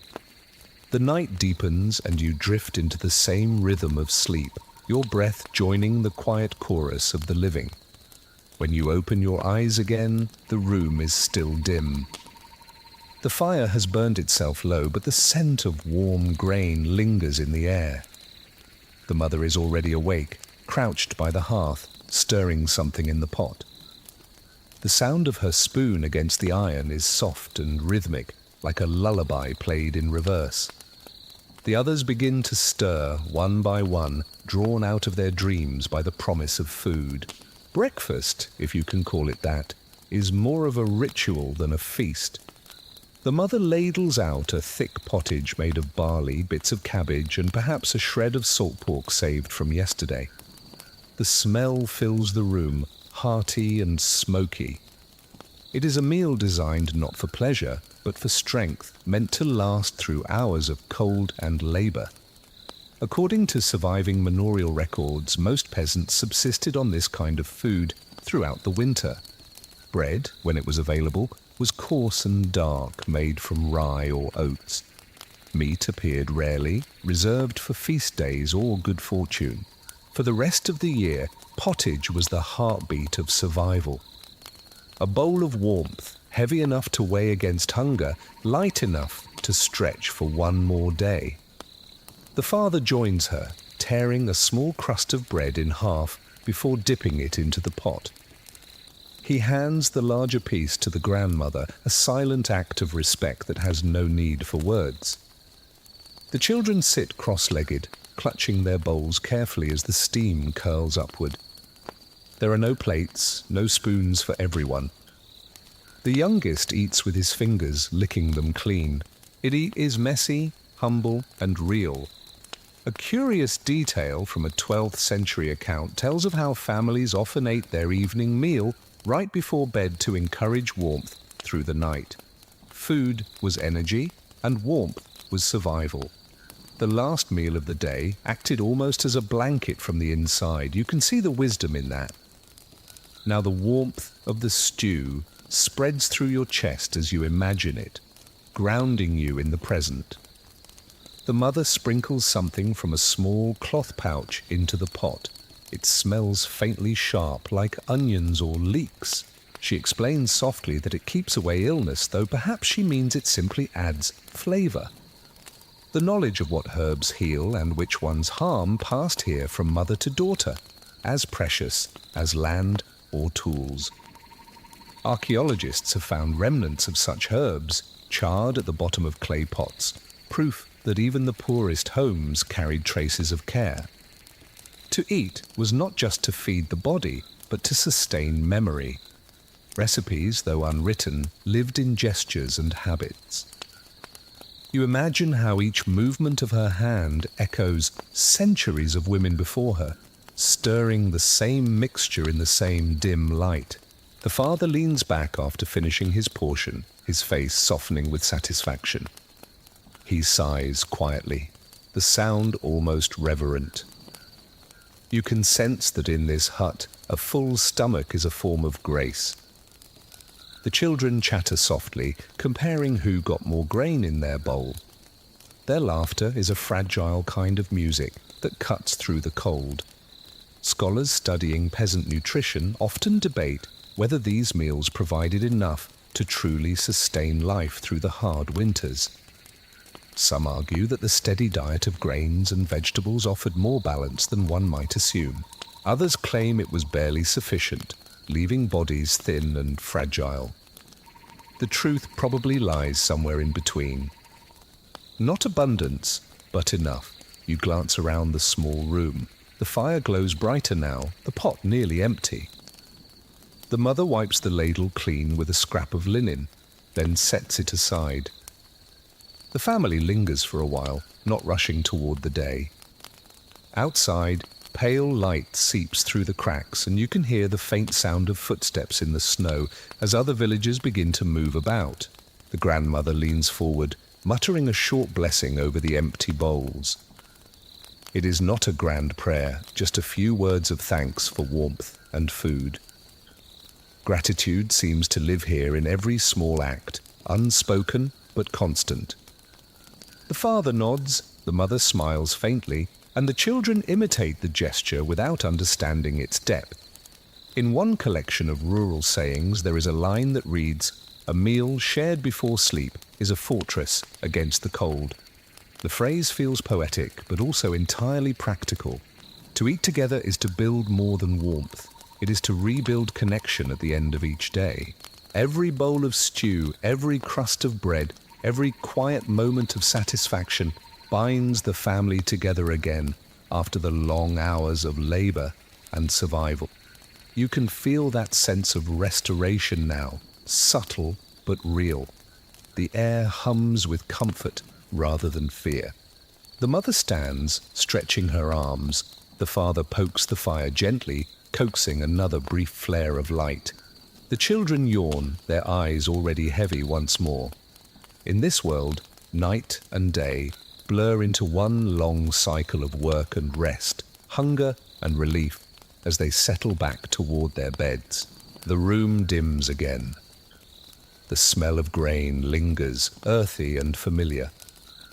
The last few sparks in the hearth dance lazily, painting brief golden arcs across the walls. You can almost hear the silence deepen around you, the warmth sinking back into bodies that know it will not last forever, but cherish it anyway. This is not a feast of luxury or plenty. It is a feast of endurance. Each spoonful carries the taste of persistence. Each shared glance holds the quiet understanding that they will do it all again tomorrow. And as you lie back on the straw, the warmth of that simple meal seems to settle in your bones. Outside, frost is forming again, crawling across the roof like lace. Inside, the family drifts back into sleep, their stomachs full, their bodies calm, their world reduced to the small miracle of survival. Sometime in the deep of the night, you wake again. The air has cooled, though not bitterly so, and the fire glows faintly under its shroud of ash. The room feels quiet, but not lifeless. The family sleeps soundly, yet you notice a shift in the rhythm of their breathing. It is not the slow, unbroken tide of earlier. Instead, it rises and falls in patterns, as if the night itself breathes with them. You lie still, your eyes open, and realize that this is the in-between time, a pause within sleep. Peasants of the Middle Ages often woke naturally in the middle of the night, before returning to rest. Historians call it segmented sleep, but to those who lived it, it was simply the order of things. The darkness was too long to pass in one stretch. The body obeyed its own quiet rhythm. You can almost feel that rhythm now. The father sits up, rubbing his hands together, his movements slow and deliberate.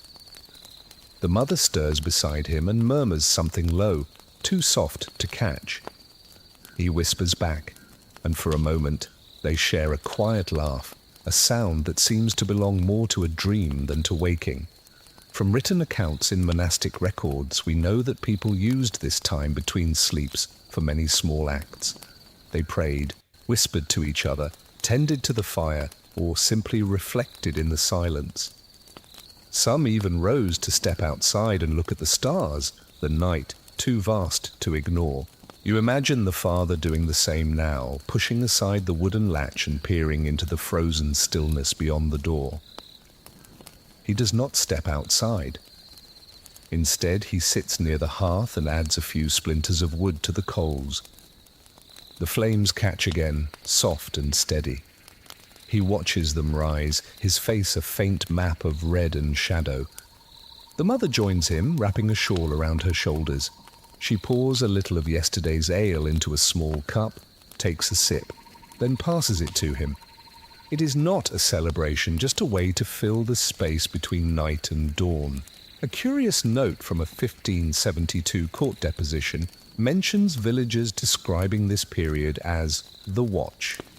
It was a moment when the world felt closer, when one might sense unseen presences or find answers in the quiet. The mind, half dreaming, wandered freely. Some whispered prayers to saints, others simply listened to the hush of the night, waiting for sleep to find them again. The father reaches for the mother's hand, their fingers intertwine briefly, not in passion, but in quiet recognition. In this small gesture lives the truth of countless marriages bound more by endurance than by words. You can see that they find comfort not in talking, but in the simple fact of being awake together while the rest of the world dreams. Outside, the wind sighs softly, brushing against the thatch. You can hear faint movements from neighboring huts, the occasional creak of a door or the bark of a dog. It seems that others, too, are awake in their watchful hour. Across the village, hundreds of small fires pulse in rhythm, each one a heart beating against the dark.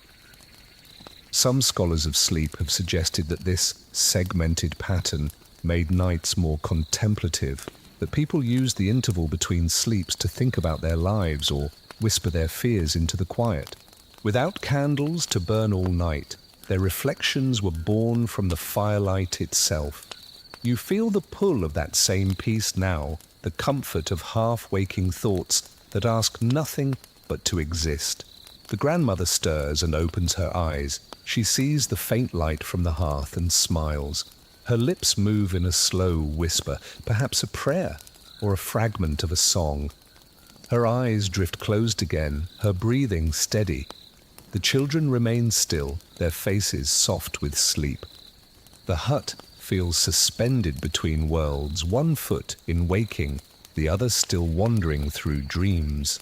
You close your eyes and let your mind drift in the same way. Thoughts arrive like visitors at the edge of consciousness. You think of the day that came before, of hunger, laughter, and the smell of grain. You think of the cold that waits outside, patient and eternal. And you think of the strange serenity that fills this space, the understanding that survival itself is holy. It is said in a few fragments of medieval writing that this middle watch was a time when people felt closest to God. The silence of the village, the soft glow of the fire, the steady breath of sleeping kin, all combined to make the world seem fragile and sacred at once. Perhaps that is why they prayed, or sang, or simply sat in wonder. The father lies back down, pulling the blanket over himself and the mother. She nestles against him, her head resting on his shoulder. The warmth returns, slow and steady. The glow of the fire shrinks again, content to fade. You feel the air grow heavier, softer, as the rhythm of sleep takes hold once more. Before you close your eyes, you glance at the window slit, where the faintest light is pressing through. It is not dawn yet, only a promise. The stars outside glimmer faintly, cold but persistent. You think of all the people across centuries who have woken in this same hour, staring into the same darkness, listening to the same wind. There is something deeply human in that continuity, a comfort that outlasts any era. The mother's breathing deepens again. The father's arm lies loosely around her. The children shift slightly, murmuring in their dreams. The hearth exhales, its warmth wrapping around you like a gentle tide. You let your eyes close, surrendering to the rhythm of their shared rest. The second sleep begins, calm and unbroken. Outside, the frost glows faintly under the moon. Inside, time folds quietly in on itself, and everything is still. When morning finally arrives, it does not burst into the hut, but seeps in slowly, thin and pale, through the cracks in the thatch.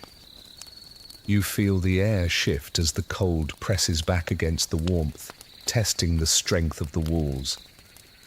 Somewhere outside, a rooster calls into the grey light, his voice cracked but defiant. Inside, you hear the rustle of straw and the low rumble of something large moving. It is not the father or the children. It is the beast in the corner, the family's other heartbeat. The cow rises first, her hooves scraping softly against the packed earth. She shakes her head, her ears twitching at invisible flies, and exhales a plume of breath that glows white in the half-light. The smell of her fills the room, sweet and heavy, a mixture of hay, warmth, and damp fur. You watch as the father sits up, rubbing his eyes. He looks at her and smiles faintly, then reaches for the small wooden bucket beside the door. It might seem strange to modern eyes, this closeness between humans and animals, yet it was common in the medieval countryside. Cattle, goats, pigs, even chickens often shared the same room with their owners through the coldest months. According to accounts from manorial surveys, it was both practical and essential. The animal's body heat added a few precious degrees of warmth to the air. In return, they were protected from thieves and predators that prowled the frozen fields at night. The cow lets out a soft groan as the father begins to milk her. The sound is slow and rhythmic, a steady heartbeat that joins the crackle of the rekindled fire. The children stir at the familiar noise. The mother opens her eyes and smiles without moving. knowing that the day has begun in earnest. There is a curious reference in an old agricultural manual that describes this morning routine as a hymn of gratitude. The writer meant it literally. The act of milking at dawn, the whisper of liquid hitting the pail, was considered a small song of life returning after the night. In these huts, music was not made by instruments, but by repetition and care. You watch the father pour the warm milk into a clay pot near the fire. The smell rises instantly, rich and soothing. The mother stirs it with a bit of porridge, making a thin, milky stew that will serve as breakfast. The children gather around eagerly, their faces brightened by the simple sight of something hot to eat. The grandmother sits up, her hands clasped, murmuring something that sounds like thanks. It is strange how easily you begin to accept the presence of the animals here. The cow, patient and calm, seems to radiate peace. The pig at the far end snuffles and grunts softly, rearranging its straw bed before settling again. Even the hens, tucked in a small crate by the door, cluck quietly, as if acknowledging the start of another day. Life moves together, one slow rhythm binding all of them. A traveller's diary from the early 15th century describes how the smell of animals in peasant huts shocked outsiders. He called it a living stew of breath and dung. Yet for those who lived it, that scent meant safety and warmth. It was the smell of survival. To them, the beasts were companions through the long siege of winter. You can imagine the nights when the family whispered stories beside the animals, their words mingling with the sounds of chewing and breathing. In some folk traditions, people believed their beasts could understand them.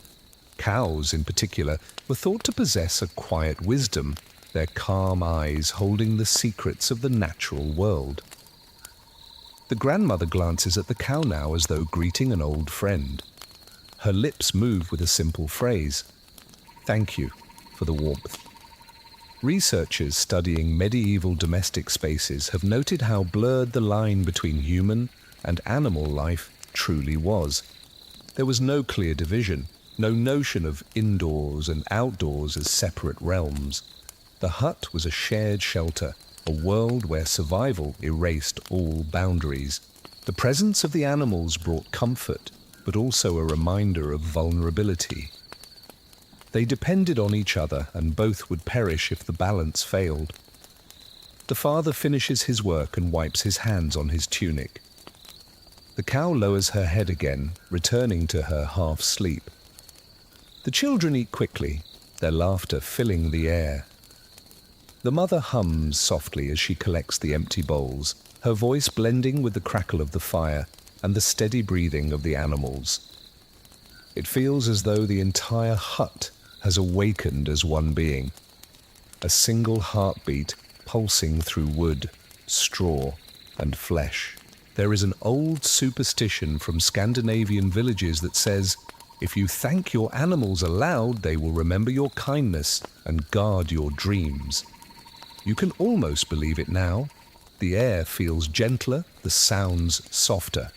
The cow shifts her weight, her tail flicking once, then stills again. The father sits by the door, lacing his boots with slow care. He glances back at the family and the animals before stepping outside. A rush of cold air enters briefly, sharp and bright. He pulls his cloak tighter and disappears into the morning frost. The door closes and the small room exhales. The grandmother leans toward the fire, her hands spread over the faint heat. The mother wipes the milk pot clean, setting it aside for later. The pig rolls in its straw, content for a moment. You simply listen. Every sound seems to belong. The quiet breath of beasts, the whisper of fabric, the tiny pop of wood in the fire. The harmony is accidental but perfect. You realize now that the family's bond with their animals is not sentiment, but survival dressed in gentleness. Warmth, milk, food, and life flow in a circle that needs no words. The The medieval hut is not only a house, it is an ecosystem of endurance. You lie back once more, the smell of hay and smoke wrapping around you. The cow shifts again, and the sound feels like a lullaby. The warmth she gives off reaches even your toes. Outside, snow falls softly, blanketing the fields in white silence. Inside, the hut glows with its own quiet light, a living heartbeat against the cold. The day outside disappears into dusk before you even notice it. The faint light through the thatch fades into silver, and a wind begins to rise from the fields. Inside, the family has gathered close again, not yet ready for sleep, but unwilling to face the chill. The father mends a leather strap by the hearth, his hands steady despite the dimness. The mother hums as she spins wool into thread, her rhythm matching the slow hiss of the fire. The grandmother whispers a prayer that drifts and dissolves into the air. It is in these quiet hours, when the world has retreated into its own silence, that the knock sometimes comes, a faint, uncertain sound on the wooden door, barely louder than the wind. The dog raises its head first, its tail twitching, but it doesn't bark. The father looks toward the door, his expression careful. Another knock follows, slower this time. The mother sets down her spindle and waits. In winter, such a sound could mean anything: a neighbor in need, a traveler lost, or something less explainable. Fear is instinctive, but hospitality is a duty. He rises, takes a breath, and unlatches the door. Cold air rushes in, sharp and full of snow. In its wake stands a figure wrapped in a rough cloak, his face hidden beneath a hood. Visitors after dark are rare in these frozen months. According to village customs recorded in court rolls, no one travels by choice once the sun sets in winter. To arrive at another's door at night is to confess desperation. The father gestures for the stranger to enter.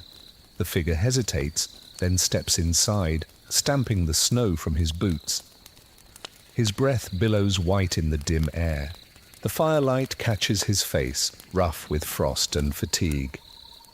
He is young, perhaps no older than the father, his hands trembling as he holds them out to the fire.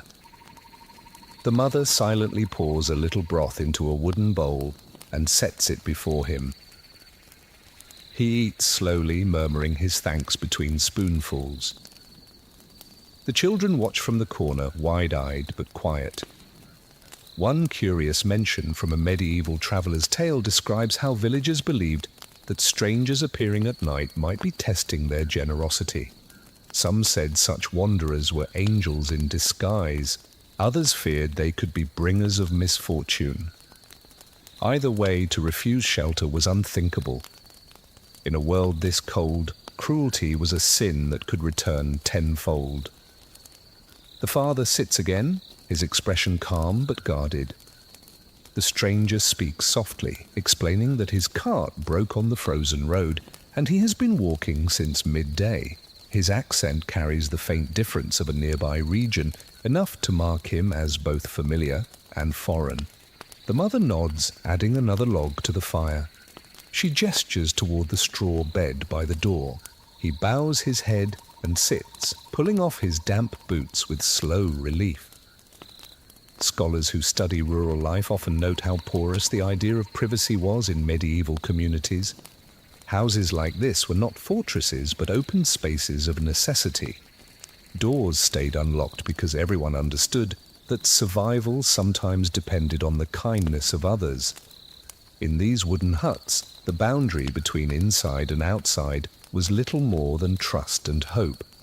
The stranger finishes his meal, his voice softening as the warmth reaches him. He thanks the family again and folds his hands. For a moment, no one speaks.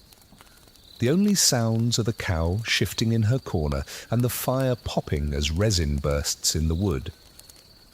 The quiet between them is not tense, but full of a shared understanding. They all know the feeling of walking too far in the cold. The grandmother breaks the silence first. Her voice, cracked but steady, asks if he carries news from the next village. He nods and tells them of a wedding that took place there before the snow began, and of a shepherd who lost his flock near the river but found them days later, alive under a drift of snow. The stories are simple, small flickers of life in a frozen season, yet they make the room feel brighter. There are old records of travellers being invited to share not only food, but the fire and even the communal bed if the night was too cold. It was not intimacy in the modern sense, but an act of shared survival. To refuse such generosity could mean death. To accept it meant belonging, however briefly, to a household not your own. The mother spreads an extra layer of straw near the door, and the stranger lies down gratefully, pulling his cloak tight. The father adds another log to the fire, then closes the latch. The wind outside beats against the walls, but inside, the warmth gathers like a breath. The stranger murmurs one last word of thanks before his voice fades into sleep. You look around the small space and sense how fragile this balance is. The family has so little, yet they make room for one more without hesitation. Kindness here is not a moral choice, but an instinct, born from the certainty that next time they might be the ones knocking. Outside, the storm thickens. Snow presses against the door and the roof, muting the sounds of the world. Inside, the family drifts slowly toward rest again. The mother tucks the children under the blanket. The grandmother hums softly, and the fire burns steady. The hut feels smaller now, but also warmer, as if generosity itself gives off heat. A faint whisper of wind slides through the thatch, brushing the rafters. You close your eyes and let it blend with the steady breathing around you. It is a reminder that no one survives the winter alone. In this place, even strangers become part of the same fragile miracle. By morning, the storm has calmed, leaving the world wrapped in silence. The hut feels still, as if holding its breath. When the father opens the door, a rush of white light floods in, dazzling against the soot-dark walls. Outside, the snow lies thick and unbroken, smooth as linen. The stranger's cart, half buried near the path, glitters under a thin crust of ice. He steps out quietly, brushing the frost from his cloak, and bows to the family before beginning the long work of freeing it. Inside, the air feels heavier after his departure. The mother tends the fire, coaxing it back from its weak glow. She moves with a practiced ease, stacking small sticks, blowing gently until a thin flame curls upward. The children watch her, mesmerized. Each spark is a small victory. The grandmother sits nearby, rubbing her hands to warm them, muttering that this is the coldest week of the year. The father returns with a bucket of snow and sets it near the fire to melt. Water is precious when the streams freeze. The mother drops a stone into the bucket, one that has been heated beside the fire. Steam rises in soft ribbons, carrying the scent of clean ice. The children crowd closer, drawn to the small miracle of warmth, meeting cold. According to fragments of household instructions found in old monastic archives, peasants developed countless ways to cheat the cold. Stones heated in the hearth were tucked into straw beds or wrapped in rags to warm hands and feet. Some even filled small clay jars with embers and placed them under their blankets, though this sometimes ended in disaster when the straw caught fire. Necessity made them inventive, even reckless. The father reaches into a small wooden box and retrieves a lump of peat. He adds it carefully to the flames. The fire changes color, deepening to a richer red. The smell that follows is thick and earthy, filling the hut with a scent of wet soil and smoke. Peat was the winter treasure of the northern villages, cut from the marshes in summer and dried under the sun. Its slow burn meant the difference between comfort and misery.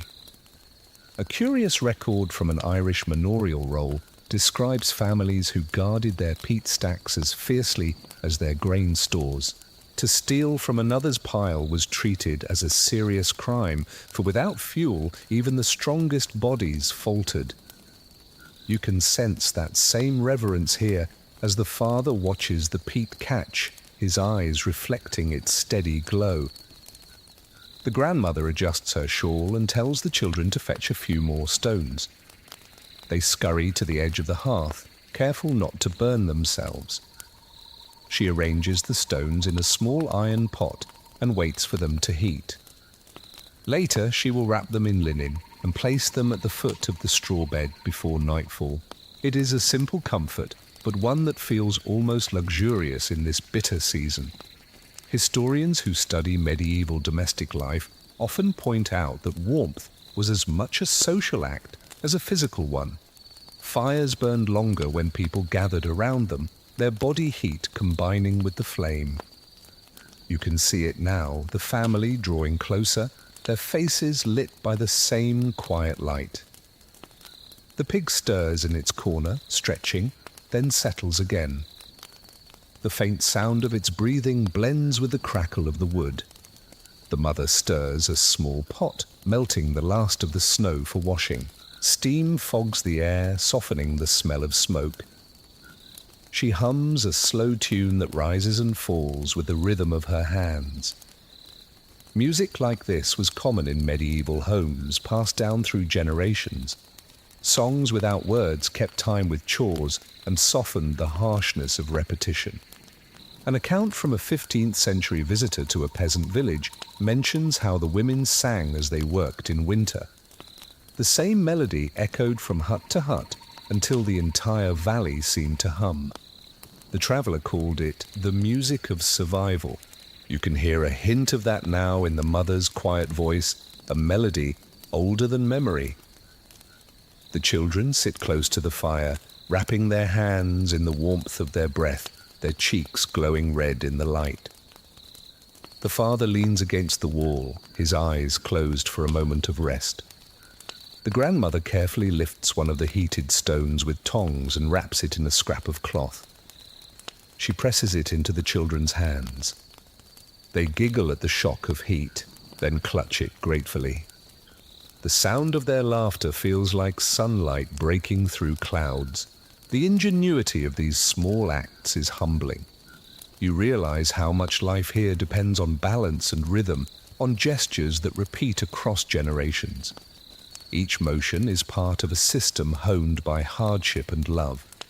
The family knows exactly how long to let the stone cool before tucking it into the straw, exactly how many sticks to add to the fire to last until morning. It is a knowledge earned by endurance. As the day fades, the hut glows softly, a bubble of warmth inside the frozen world. Outside, the stranger's cart creaks free from the snow, and his figure vanishes down the road. The sound of his footsteps fades until only the wind remains. Inside, the family gathers for another quiet evening. Their breath rises like smoke, their faces calm and content. You watch the fire burn lower, its last coals shimmering like hidden stars. The heated stones wait beside the bed. The peat smoulders with a slow patience, and the cold stays where it belongs, outside.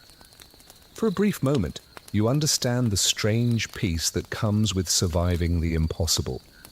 In this hut, warmth is not a given thing, but a triumph renewed each night.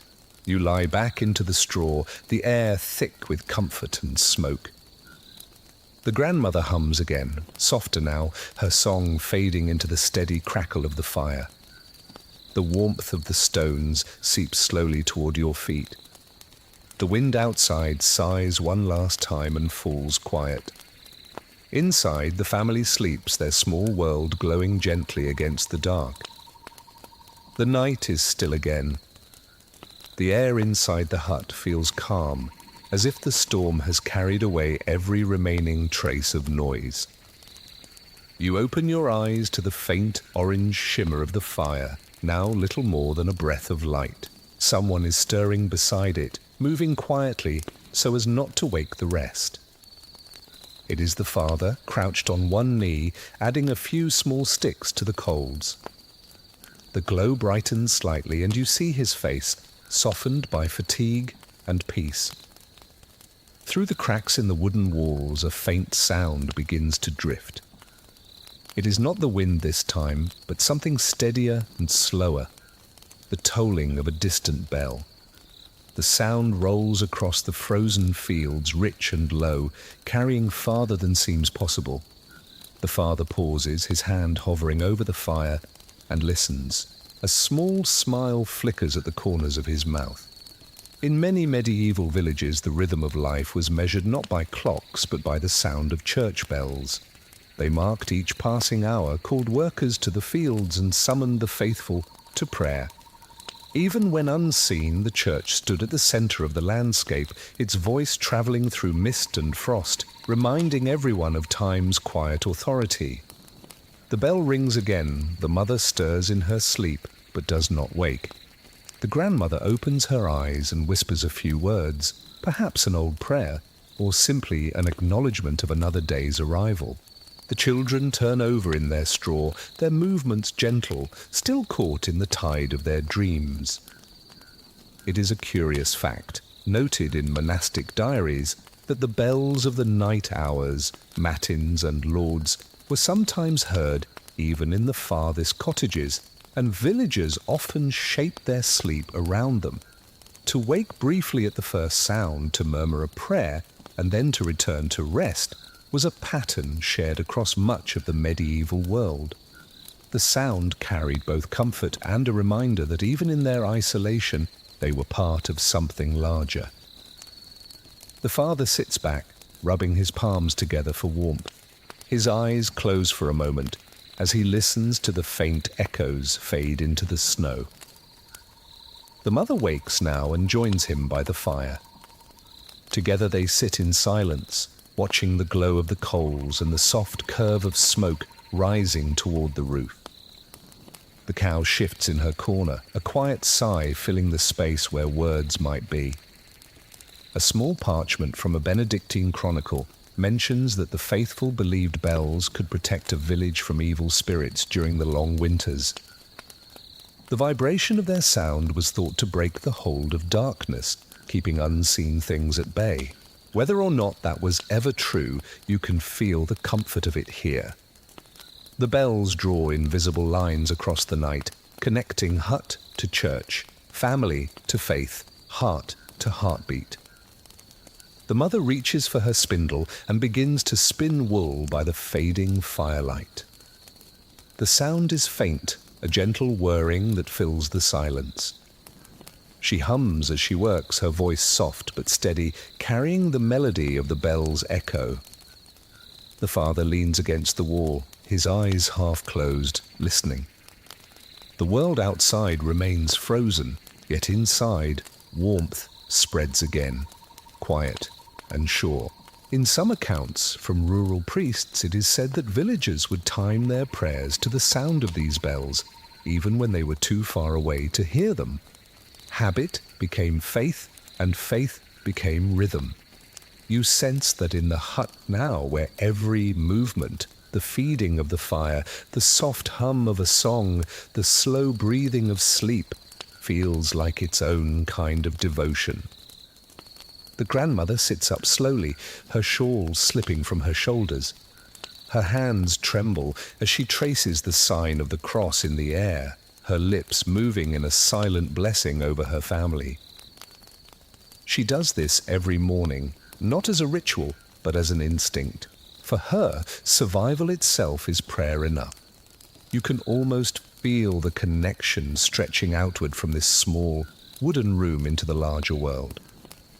Somewhere beyond the snow, another family hears the same bell and murmurs the same words. Across valleys and frozen rivers, the sound unites them all in an invisible fellowship. The idea is simple but profound. Each small hut becomes part of one immense breath, a collective endurance carried by faith and habit. The mother finishes spinning and sets the spindle aside. She leans her head briefly on the father's shoulder. The gesture is wordless but full of peace. The fire flickers, the smoke drifts upward, and for a moment everything feels perfectly still. You can almost hear the quiet hum of the earth turning beneath the snow. Historians of medieval spirituality often describe this time of night as a border between the sacred and the ordinary. The world holds its breath, balanced between labor and rest, sound and silence, faith and survival. You sense that here. The bells have faded now, but their echo remains, hanging like light in the air. The father rises at last and adjusts the blanket over the sleeping children. The mother stirs the fire one last time, covering it gently with ash to keep it smouldering until dawn. Then they lie down again, their hands still faintly warm from tending the flame. Outside, the snow glows faintly under a thin moon. The distant church is invisible, yet its presence lingers in the rhythm of the night. Inside, the family sleeps again, wrapped in both warmth and memory. The bell will sound once more before sunrise, and when it does, the world will answer, as it always has, with breath and gratitude. You sleep for a while, but the night has not finished its stories. A sound draws you awake, faint but distinct, like wood shifting under pressure. The air feels different now. The fire has died to a whisper of orange, and the cold presses closer to the floor. Even in this warmth, you sense a change, something older than the weather. The grandmother stirs first, her eyes open bright in the dim light, and she whispers a word that might be a prayer or a warning. In medieval winters, the darkness carried its own language. People believed the night was alive, not just with wind or wolves, but with unseen beings that slipped between the cracks and shadows. They gave them names that changed from one valley to another. Some were protectors, others were blamed for every knock and draught. A man might swear he heard the devil in the chimney. A woman might say she saw a soul wandering outside her door. These beliefs were not madness, they were meaning built from fear. According to notes from a 15th century parish record, villagers often hung iron keys or small crosses above the hearth to guard the household through the night. The fire was sacred, a boundary no spirit could cross. You look at the family now and notice a small bundle of twigs tied with string hanging from the beam above the fire. It sways slightly in the draught. Perhaps it's rosemary, perhaps rowan. Either way, it serves the same purpose, protection through symbolism. The wind scratches against the roof, and a handful of snow sifts down from the thatch. The cow shifts her weight uneasily, snorting once before settling again. The grandmother murmurs to her softly, calling her by name. Her voice calms both the animal and the air. The mother opens her eyes following the exchange with quiet familiarity. A curious note from a collection of French folk songs mentions that some families sang short chants when the wind rose at night, believing the melody could confuse wandering spirits. The songs were never long, just patterns of sound passed down like recipes. The grandmother hums one now, a low tune that wavers like smoke, steady and fragile. The others listen, even in their sleep. The fire flickers as if responding to her. A tiny spark jumps, then fades. The shadows shift across the walls, taking on strange shapes. Your imagination joins theirs, and for a heartbeat, you could almost believe those shapes move with purpose. The line between faith and fear feels very thin. Modern historians argue over how seriously peasants believed these stories. Some think they were simply ways to explain natural sounds in the dark. Others suggest they were expressions of a world where the spiritual and the material were never truly separate. You decide it hardly matters. When the night is long enough and the cold is deep enough, every sound needs an explanation that feels human. The grandmother's song fades. She lies back slowly, her face calm again. The mother reaches for the cross, carved into the wall near her bed, and touches it lightly before closing her eyes. The gesture is small but certain. The father shifts, his hand resting near the fire poker, half out of habit, half out of superstition. Each movement feels like part of a quiet ritual learned through centuries of repetition. In some corners of Europe, people placed bowls of water near the door during winter nights so that wandering spirits could see their reflection and lose their power. Others left a bit of bread for the dead, believing it brought peace for the living. You imagine such customs being repeated here long ago, perhaps forgotten now, but still echoing in instinct. The family's stillness feels older than religion itself, a survival of something primal. Outside, the wind rises again. It moans across the snow, brushing the walls of the hut. The sound is both mournful and soothing. The pig grunts softly. The cow's tail flicks, and the grandmother opens one eye, whispering again. This time, the sound she makes is not a word, but a sigh, an offering to the quiet. A flicker of light catches on the beam above the hearth. The small bundle of herbs twists gently in the draught. The fire stirs as if in answer, its last embers glowing brighter for a heartbeat before fading again. It feels as though the hut itself is breathing, aware of the old song and the watchers within. You can almost taste the mixture of smoke and cold on your tongue, the flavor of fear turned into reverence. It is strange how safety in this world depends not only on walls and warmth, but on belief. Each superstition, each charm, each whispered blessing builds another layer of defense against the unseen.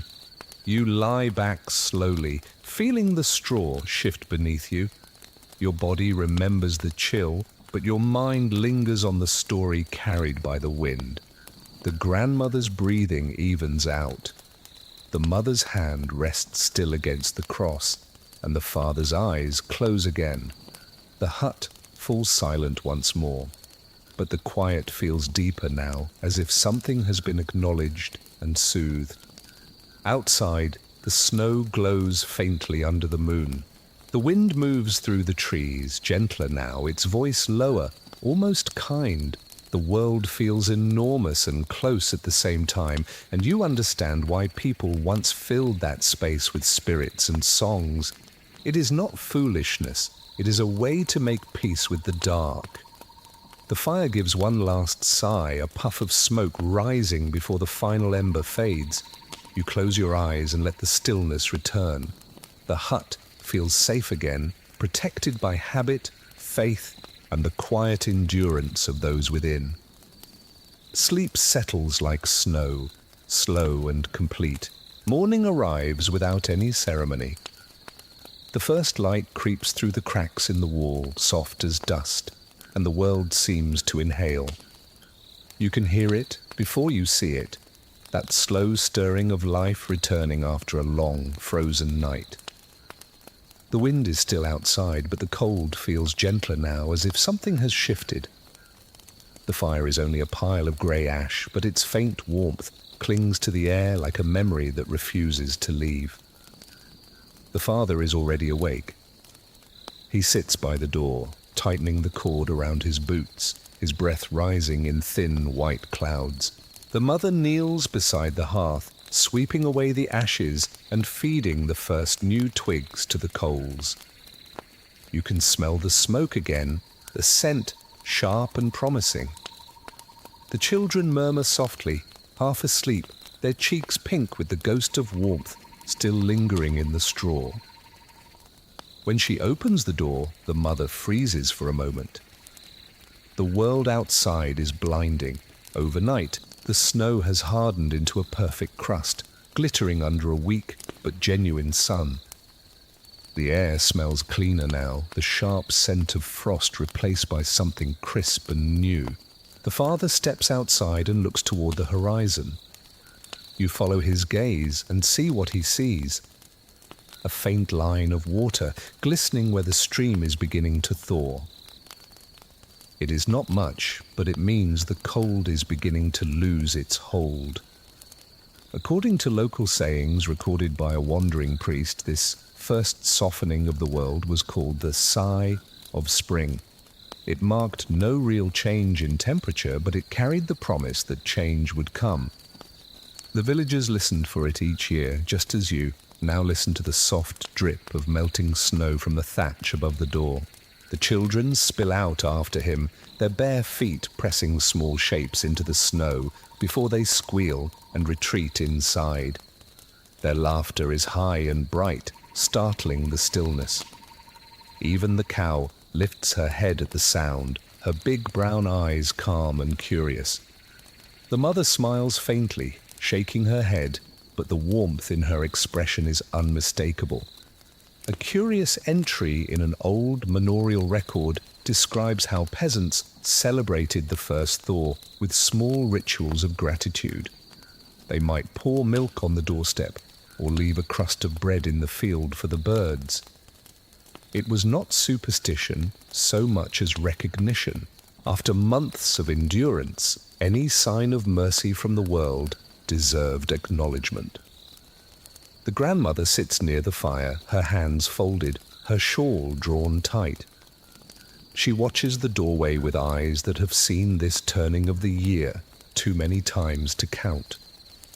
Her lips move silently, perhaps in prayer, perhaps in memory.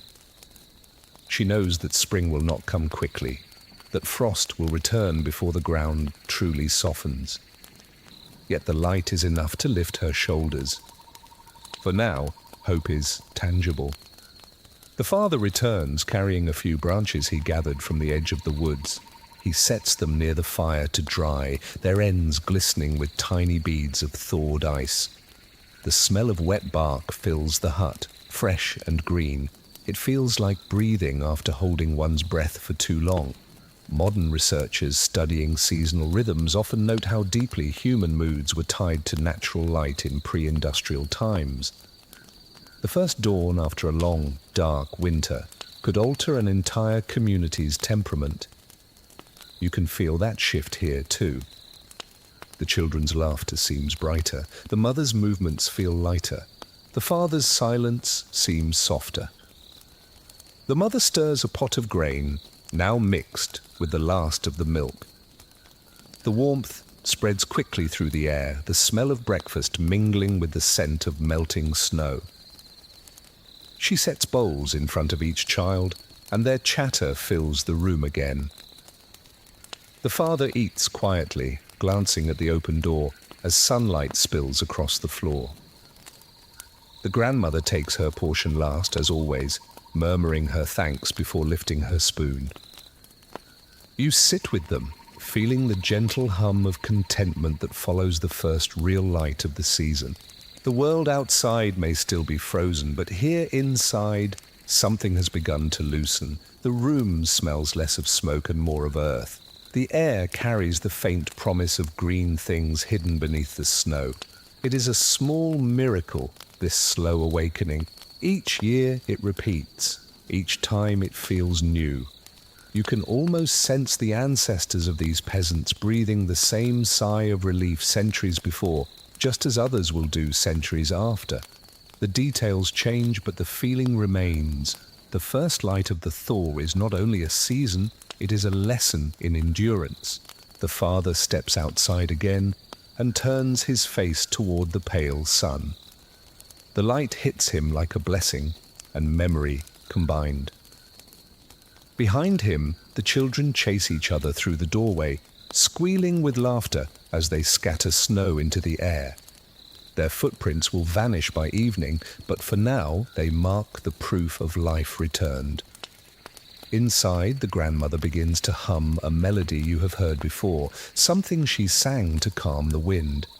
It sounds different now, softer, lighter, less about protection, and more about gratitude. The mother joins her quietly as she stirs the pot. The sound fills the small space, a gentle echo of the bells you heard days ago. The hut is still worn and smoky, but it no longer feels like a prison of survival. It feels like a heartbeat returning to its natural rhythm. Outside, the snow melts one drop at a time, tiny diamonds falling from the roof. Inside, the family finishes their meal in peaceful silence. The fire hums again, steady and confident. You close your eyes for a moment, feeling the warmth of the room seep into your skin. When you open them again, the sun is higher and the air seems to glow. The season is changing slowly but surely. The cold is retreating step by patient step, and hope, small as it is, sits beside the fire, waiting to grow. By the next morning, the light feels stronger. The air that slips through the cracks no longer bites but brushes. A few drops of melted snow fall from the roof, tapping the earth in small rhythms like a hesitant song. The fire burns steadily again, and its smoke drifts upward in a smooth column, calm and blue. The family moves slowly, the way people do when their bodies begin to trust warmth again. The father steps outside first. His boots sink less deeply into the snow than before. The crust that once resisted every footstep has softened, and the ground gives slightly, as if remembering its purpose. The fields beyond the village glimmer with patches of exposed brown earth. Birds circle high above, calling out tentative notes. After months of silence, their voices sound like laughter. Inside, the mother is folding the blankets, shaking the dust from their edges. She spreads them on a line by the fire to air them out. The smell that fills the room is strong and familiar. The scent of wool, smoke, and earth. The grandmother sits nearby, her eyes half closed, murmuring something that sounds like a hymn. Her hands move slowly, smoothing the wrinkles in her shawl. Every gesture is patient, as though she knows the season will not rush. A handful of historical letters written by traveling monks describe this very moment of the year, when the frost weakens and life edges back toward the surface. They called it the long sleep's awakening. The phrase fits perfectly. The people, the land, even the air seem to stretch, yawning after the weight of the cold months. The children are already outside. Their laughter rings through the morning, the sound clear and bright. They chase the dog in circles and scoop handfuls of melting snow to toss into the air. The father watches them with a faint smile before bending to scrape the frost from the bucket by the door. He dips it into the thawed stream and brings back water that glitters like glass.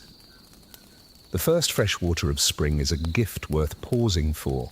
The mother pours it into the pot, mixing it with the last handful of barley. The stew will taste no different than before, but something about it feels renewed. The family sits together, steam rising from their bowls, and for a moment, the silence between them feels full instead of empty. A curious tradition noted in an old chronicle tells that villagers once greeted this first thaw with a feast of whatever remained from their winter stores. It was both a celebration and a surrender, a way of saying to the earth, "We have survived."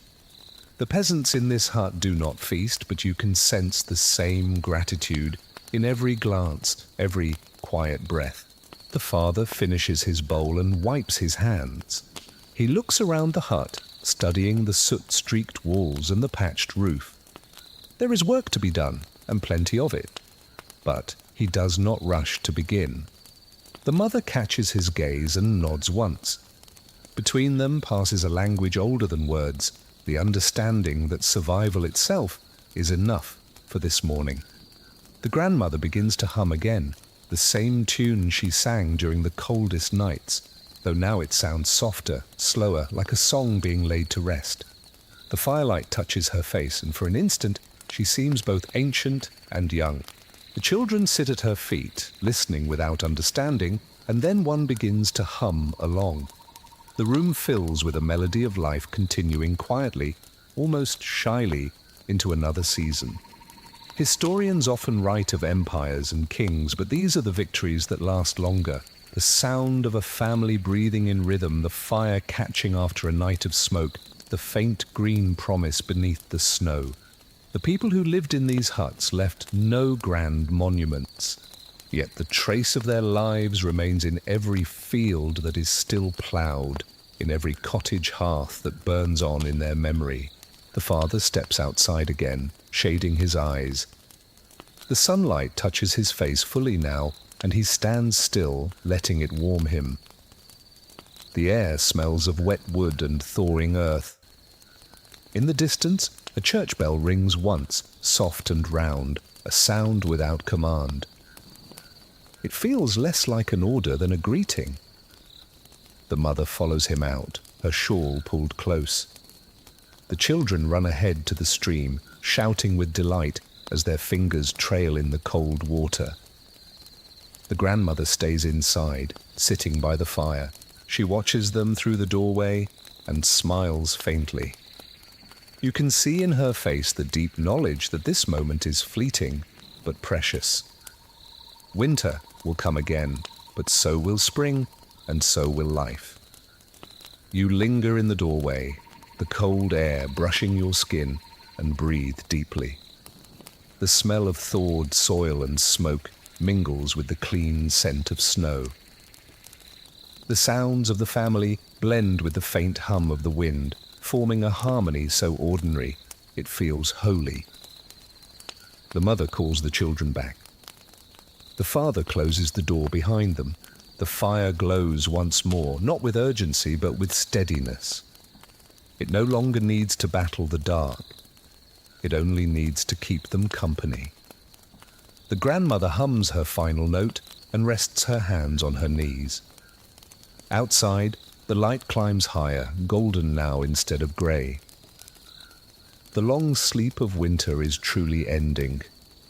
Inside, warmth lingers, and the small hut, worn and smoky, feels like a promise that has been kept. You stay a little longer in that quiet, letting your thoughts settle the way snow does after a storm. The hut grows dim again as the fire sinks low, its glow as soft as breath. The sounds of the family fade, replaced by the hush of evening returning. Every sound seems slower now, every motion gentler. You can almost feel the warmth seep from your imagination into your bones. Picture yourself lying back on that straw bed, the faint smell of wood smoke still in the air. The walls are rough, but they hold the night at bay. Outside, the wind sighs softly, brushing against the thatch like a lullaby. The cow shifts once more, a small thud of reassurance in the dark. You think of everything this family has endured, and you realize that their peace is not built on comfort, but on continuity. Each winter comes and goes, each season repeating its own lessons. Survival, gratitude, hope, they are all part of the same story. Let that thought quiet your breathing.